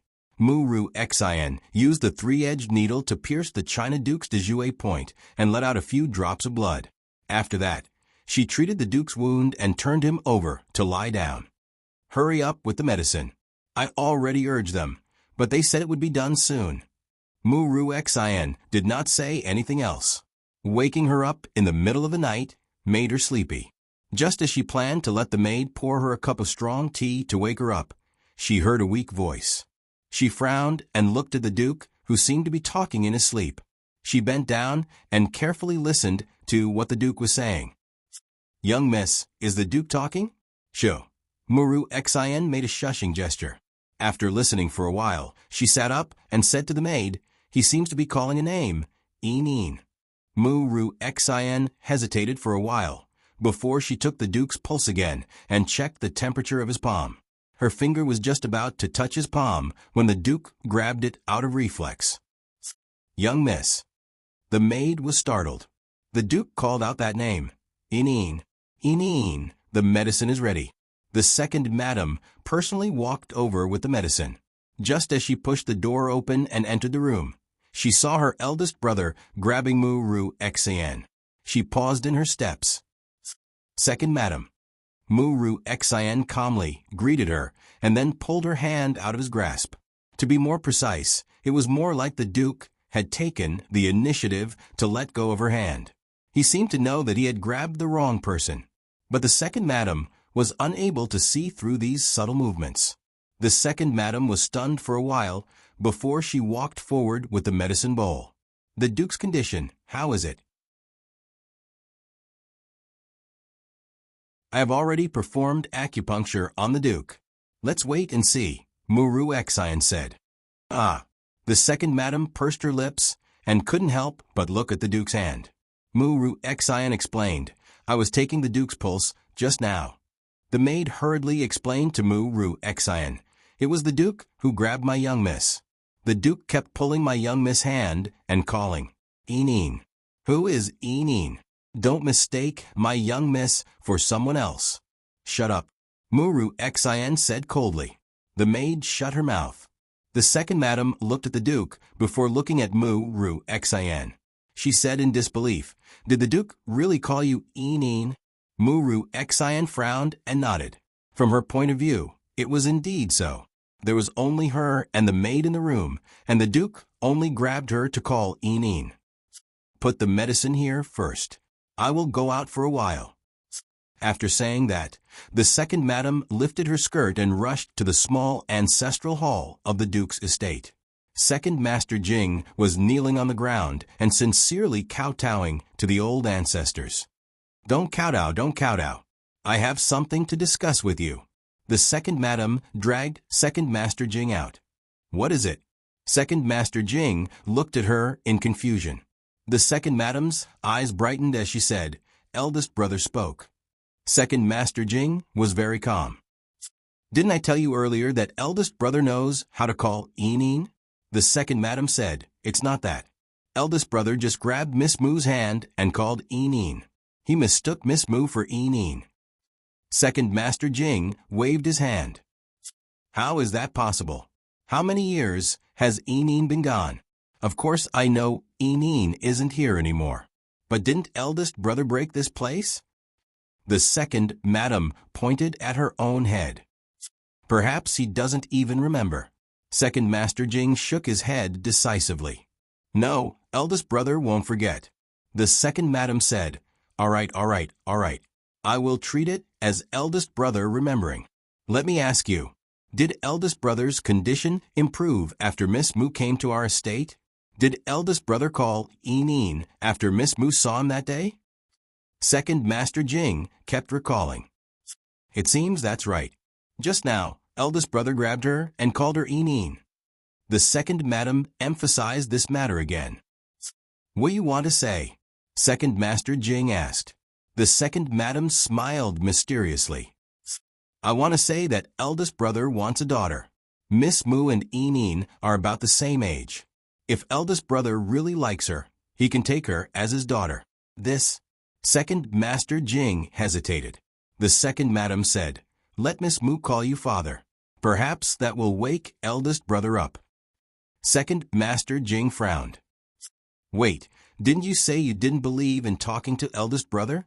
When Mu Ching Chen's classmate suggested it, you treated him as a quack and chased him out." The second madam said angrily, "Can't I believe it now?"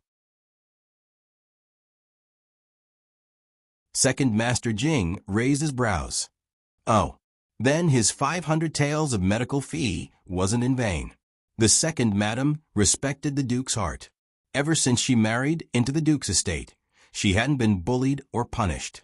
If her maternal family encountered any problems, she didn't need to personally say anything. Eldest brother would take the initiative to ask second master to compensate her maternal family. She really hoped that eldest brother would wake up. But that girl might not be willing. Second Master Jing said. The second madam smiled. "I will go and sound her out first." Soon, the second madam went to the Duke's room and called Mu Ru Xin to the courtyard. She softly explained Eneen's identity to her. "She is my eldest brother's daughter." Mu Ru Xin nodded. "I see." The second madam smiled. "You're about the same age as my eldest brother's daughter. You've been by my eldest brother's side these past few days." It must have made him think of his daughter. The Duke's family's daughter has a high status. Ru Xin doesn't dare to compare herself to her. No matter how arrogant Mu Ru Xin was, she wouldn't compare herself to the daughter of an aristocratic family. "You haven't asked about Miss Moo's mother?" the second madam asked. Mu Ru Xin said gloomily, "My parents passed away early. It was my master who raised me. She really has a hard life." The second madam held her hand and patted it lightly. "If Eneen was still alive, she would be about your age." After the second madam left, a maid asked Mu Ru Xin, "Young mistress, what does the second madam mean? Why did she suddenly say so many strange things to you?" Mu Ru Xin looked at the hand the Duke had grabbed and said calmly, "Who knows?" The next day, a piece of news spread like wildfire in the Duke's estate. A few maids gathered in the garden to do some sweeping. The first maid said, "Have you heard? The Duke wants to adopt Miss Moo as his daughter." The second maid said, "Who did you hear it from?" The first maid said, "Don't worry about what I heard. Just tell me if you believe it or not." The second maid said, "I don't believe it." The third maid came over. "It's true. I heard it." The Duke held Miss Moo's hand and called out his daughter's name. The fourth maid also came over. "The Duke is awake." The first maid said, "He only wakes up when Miss Moo is with him." The second maid said, "It seems that Miss Moo is going to be our Duke's family's daughter.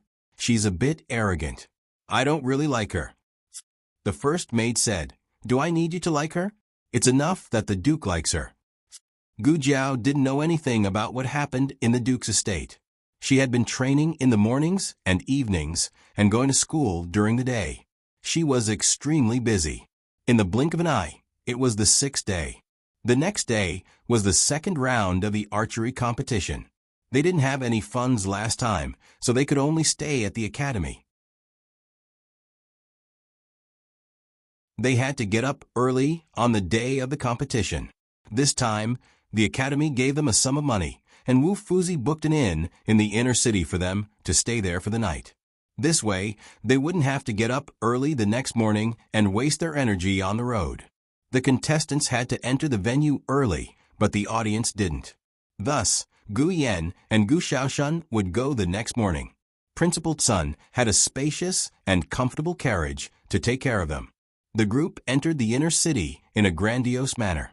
The inn that Wu Fuzi booked was called New Moon Inn. It was about 2 miles away from Lingbo Academy.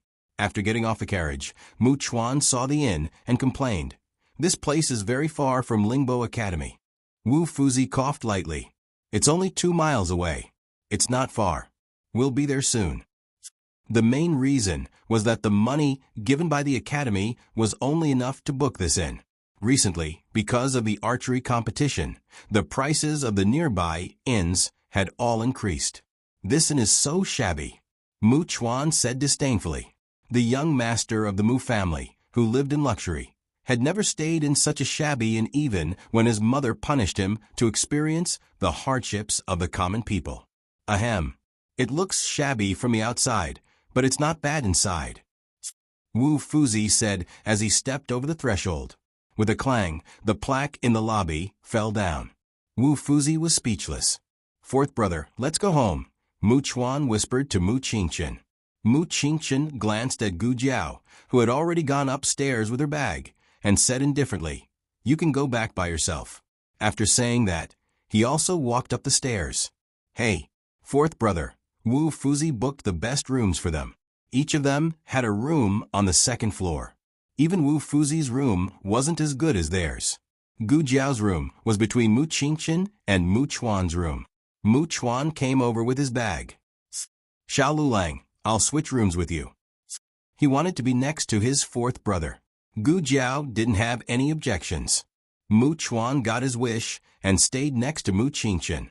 When Mu Qingchen came over to find Gu Jiao, he saw Mu Chuan's face that deserved a slap.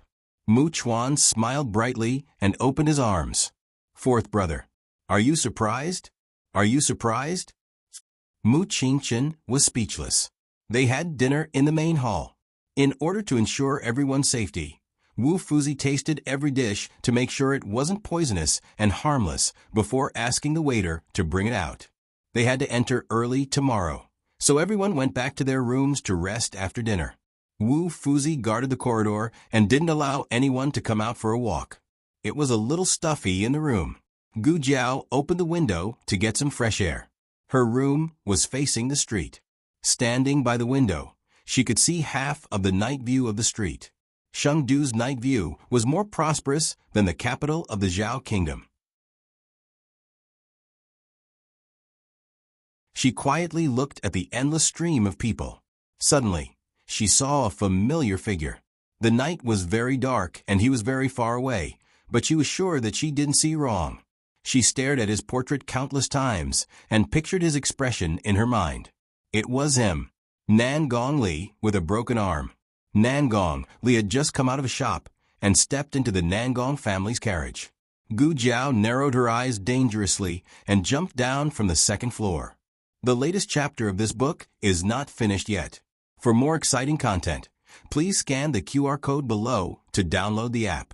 Novels are updated faster and more complete. Millions of novels are free to read. You can find all the novels that you can't find on the internet here. https://www.zhbqg.com/89642_8964226/1077725515. HTML Genius. Memorize the website address in 1 second. www.zhbqg.com Bikaj mobile reading website. zhbqg.com.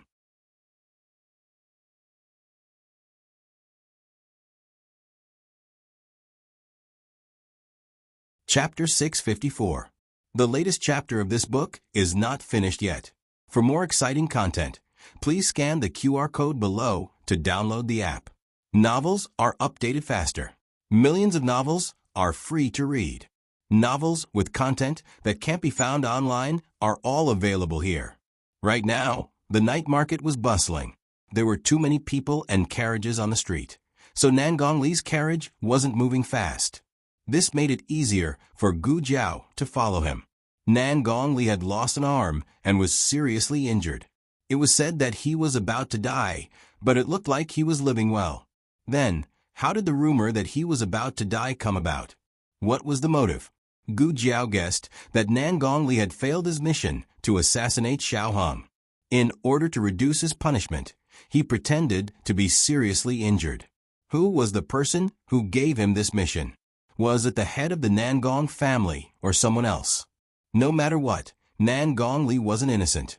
Nan Gongli's carriage first walked on the long street for a while, then turned right into a small alley. After passing through the alley, there was another relatively quiet street. This street mostly sold antiques and paintings. It wasn't as lively as the long street with the brothels and lanterns. But because there weren't many people, it increased the chances of Gu Jiao being exposed. Gu Jiao had no choice but to walk more lightly. Nan Gongli's carriage stopped in front of an antique shop. The driver put down the footstool and helped Nan Gongli down. Gu Jiao was hiding behind a pillar diagonally across the street. Earlier, on the second floor, it was too far and she couldn't see clearly. Now that she was closer, the light from the lanterns shone on Nan Gongli's face. Gu Jiao found that Nan Gongli's injury wasn't optimistic. His face was very pale, and his steps weren't as steady as they were in the country of Zhao. It seemed that Chongjing's sword didn't just cut off his arm, it also damaged his foundation. It was impossible for him to recover. After Nan Gongli entered the shop, Gu Jiao also arrived near the shop. She hesitated whether to go in directly or secretly climb up to the roof. She had seen Nan Gongli before. She had seen him in person and in pictures, but she wasn't sure if Nan Gongli had seen her before. She also wasn't sure if he had investigated her while investigating Xiao Lulang. If he hadn't, then it wouldn't matter if she went in openly. But what if Gu Jiao lowered her head and looked at her clothes? She had come out in a hurry and hadn't changed her clothes. She was wearing the Tianqiong Academy's uniform. Forget it, let's climb the wall. Gu Jiao walked into the alley and climbed up the wall to the roof. The darkness of the night perfectly concealed her figure. She followed Nan Gongli's voice and gently lifted a tile. Nan Gongli sat on the main seat. Opposite him stood a man in his 50s dressed like a merchant.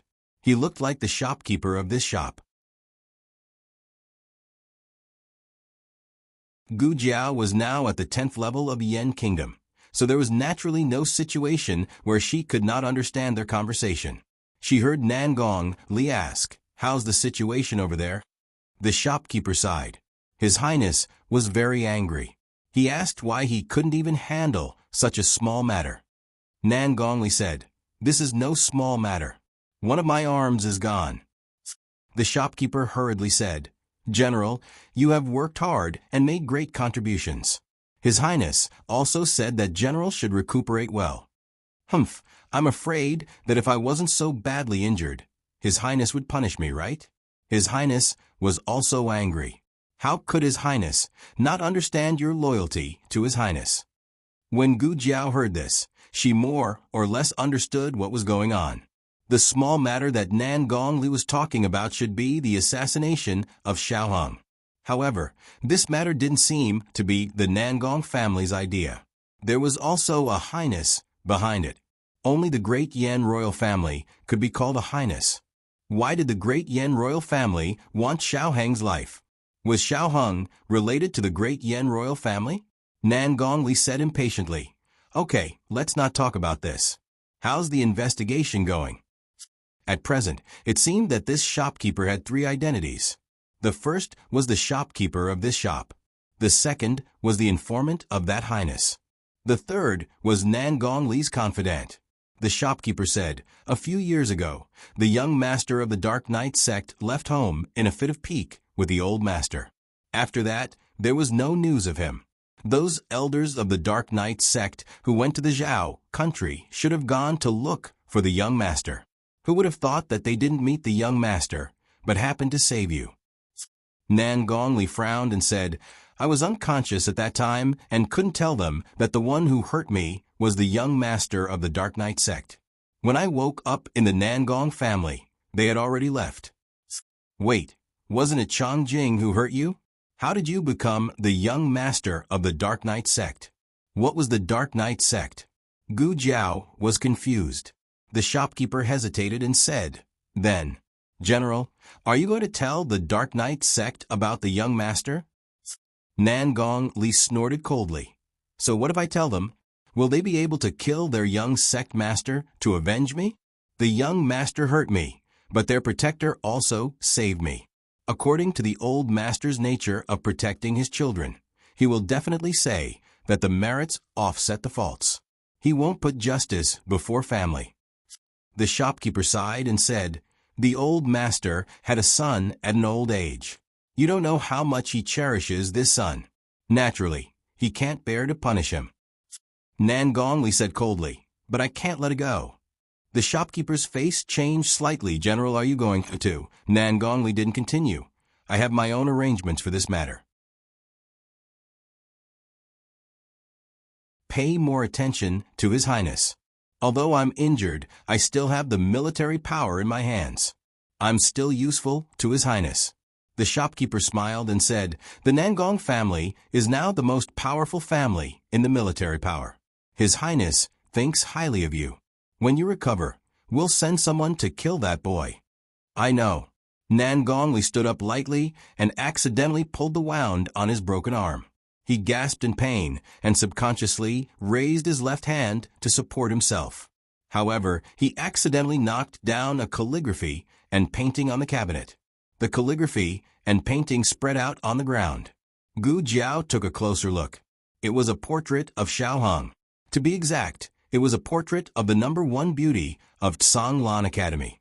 The beauty in the portrait was wearing plain silk and a translucent veil. She was indescribably beautiful. Nan Gongli had kidnapped Xiao Hong before and recognized Xiao Heng's face. Gu Jiao frowned slightly and clenched the silver needle in her hand. The shopkeeper bowed and rolled up the portrait. He said embarrassedly, it's a portrait of the beauty of the 6 countries. She's the new beauty of Tsang Lan Academy. Nan Gongli wasn't interested and left without looking back. Gu Jiao took back the silver needle. Through the conversation just now, Gu Jiao confirmed 2 things. First, the Great Yan imperial family wanted Xiao Heng's life. Second, her sweetheart Chang Jing was the young master of the Dark Knight sect. Did Marquis Xian Ping know that he kidnapped the precious son of the Dark Knight sect's master? If the master of the Dark Knight sect knew, he would probably chop him with a knife. After Nan Gongli left, Gu Jiao slowly put the tile back and jumped down. Nan Gongli originally only brought a coachman who knew martial arts, so it wasn't too difficult for Gu Jiao to follow him. However, after they left the pawn shop, a group of people suddenly came to pick up Nan Gongli. Gu Jiao hesitated for a moment and decided to stop here today. Since she knew that this pawn shop was Nan Gongli's stronghold, as long as she kept an eye on it, she would meet Nan Gongli again in the future. However, her plan couldn't keep up with the changes. Xiao Hong and little Jing Kong appeared nearby. Little Jing Kong was a little taller, and his original clothes were too short. Xiao Hong brought him here to customize his clothes.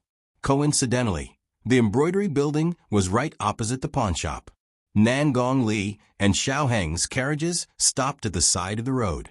Little Jing Kong stuck his little head out of the window and looked around curiously. When Gu Jiao saw him, she was basically sure that Xiao Hong was also in the carriage. At this time, Nan Gongli also came to the street. As long as Xiao Hong got off the carriage, Nan Gongli would be able to see him. The curtain of the carriage was lifted. A jade-like slender hand reached out from the carriage.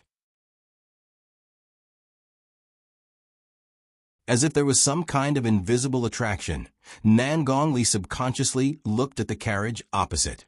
Little Jing Kong jumped down first. He was so tan that he looked like a little black egg. He blended into the night and didn't show his appearance. However, Xiao Hong was too eye-catching. Just as Xiao Hong bowed and walked out of the carriage, Gu Jiao suddenly picked up a small stone beside her feet and threw it at Nan Gongli. With a bang, a big bump appeared on Nan Gongli's head. The guards around Nan Gongli and the carriage surrounded him. Protect the general, one of the guards said. With this distraction, Xiao Hong successfully entered the embroidery building. Nan Gongli glanced at the carriage but didn't see anything. At this time, his attention was no longer on the carriage that made him feel uneasy. His whereabouts were exposed. He covered the bump on his head and shouted, "Chase after them." Yes. 8 guards rushed forward and chased in the direction where the stone was thrown. Gu Jiao was still wearing the clothes of Qinxiong Academy. It was really not a good time to fight. She quickly retreated. The other party chased after her relentlessly and divided into 3 groups to surround her. Just as she passed by a small alley, a bony hand suddenly reached over, covered her mouth, and pulled her over. Because the force was too strong, she bumped into the other party's arms. She shook one of her arms, and a silver needle fell into her hand. "It's me." A familiar voice sounded in her ears. Gu Jiao pulled back her hand and turned to look at him. Mu Qingchen looked around and confirmed that Gu Jiao recognized him. He used his Qing Gong to take Gu Jiao to a carriage at the other end of the alley. Nan Gong Li's 8 guards surrounded them from different directions and finally locked onto the carriage. The coachman wasn't there. The guards exchanged vigilant looks with each other. One of them asked, "Who's in the carriage? Come out." Mu Qingchen looked at Gu Jiao beside him and signaled her to open the secret compartment under the seat. Gu Jiao did as she was told and found a set of brand new women's clothes inside. From the style, it seemed to be Su Shui's. "If you don't come out, we'll take action," the guard said coldly. Gu Jiao put on Su Shui's clothes. To be honest, it was a little small, but it was barely enough to cover Qinxiong Academy's uniform. Mu Qingchen's original intention was to let Gu Jiao put it on directly. He didn't know that the person beside him was a woman, so naturally, he didn't think it was inconvenient for her to change. However, seeing Gu Jiao so stubbornly put on, he didn't suspect anything. He just thought that Gu Jiao misunderstood his intention. He lifted the curtain a little to cover Gu Jiao and only revealed himself. Not everyone had seen young Master Qingchen before, but his clothes were extraordinary, and he had an aristocratic aura. The guards were all stunned. Mu Qingchen revealed his identity. "I'm Mu Qingchen. Who are you?" "Oh, it's young Master Qingchen." The guard, who had been clamoring before, saluted. "Excuse me." Young Master Qingchen was famous in Shangdu. Some people might not have seen him, but they would have heard of him. Mu Qingchen turned the tables. "Answer me. Who are you?" "Oui." The guard hesitated. Nan Gong Li was traveling in secret, and none of the guards were wearing the Nan Gong family's uniform. Naturally, the guard didn't dare to take the initiative to reveal Nan Gong Li's identity. "They're my men." Nan Gong Li's voice suddenly came from the other end of the alley. His carriage slowly drove over, and the guards made way for him. The carriage stopped 10 steps away, and the coachman opened the curtain for Nan Gong Li. Nan Gong Li sat in the carriage and looked at Mu Qingchen with dignity. That was if one ignored the big bump on his head. "Young Master Mu, long time no see." Mu Qingchen politely greeted him. "So it's General Nan Gong. I heard that General Nan Gong was seriously injured, but it seems that you've recovered well." It was a lie. His face was pale, and it was obvious that he was enduring great pain all the time. Nan Gong Li didn't beat around the bush. He said bluntly, "I'm chasing an assassin, but I lost track of him when I came here." "Did young Master Qingchen see him?" "No," Mu Qingchen said without a change in expression. Nan Gong Li took a deep look at Mu Qingchen. "There seems to be another person in young Master Mu's carriage." Nan Gong Li was an expert, so it wasn't difficult for him to hear another breath in the carriage. Mu Qingchen said, "It's my third sister. She caught a cold and ran to the inn to see me. I was about to send her back home." "Oh." Nan Gong Li was skeptical. Mu Qingchen lifted the curtain a little, revealing Gu Jiao. Gu Jiao loosened her hair and used a hairband to tie it behind her head. She also wore a veil to cover the birthmark on her face, only revealing a pair of calm eyes. Mu Qingchen said to Gu Jiao, "It's General Nan Gong." He was implying that Gu Jiao should bow to Nan Gong Li. But why would Gu Jiao bow to such a person? Gu Jiao looked at Nan Gong Li and asked in her female voice, "What's the matter, General Nan Gong?" Her tone was a bit arrogant. Mu Qingchen almost choked. Nan Gongli had been observing Gu Jiao, so he didn't notice Mu Qingqian's surprise. The Su family status was higher than the Nan Gong family's. Although Nan Gongli was unhappy, he didn't suspect anything. In the end, he didn't see any flaws and left with his guards. After they left, Mu Qingqian looked at Gu Jiao as if he had seen a ghost. You just Gu Jiao changed back to her teenage voice and said without any guilt, I like to listen to operas. I learned a little. Hearing the familiar teenage voice, Mu Qingqian breathed a sigh of relief. For a moment, he almost thought that his classmate was a girl. Mu Qingqian looked at her bright eyes and realized that his heart was beating a little fast. He calmed down and said, You shouldn't dress like this in the future. It'll make people misunderstand. And don't use that voice again. Gu Jiao said, You asked me to change. Mu Qingqian choked. Gu Jiao was wearing a veil, and her long hair was loose. Her cold and beautiful eyes were infinitely enlarged in his eyes. Mu Qingqian didn't dare to look at her anymore. He quickly changed the topic and asked, Why did General Nangong say that you were an assassin? Did you really assassinate him? Gu Jiao said, No, I just threw a stone at him. Mu Qingqian was puzzled. Why? Gu Jiao said fiercely, Because his son bullied me. I'm angry. Mu Qingqian. The latest chapter of this book is not finished yet. For more exciting content, please scan the QR code below to download the app. The novel is updated faster.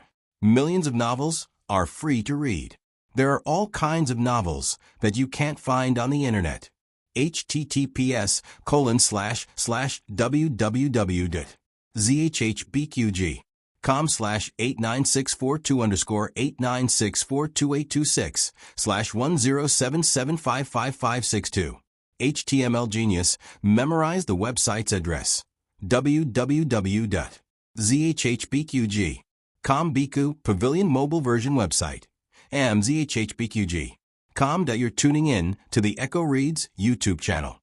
Don't forget to subscribe and join us on this journey to catch the most captivating stories.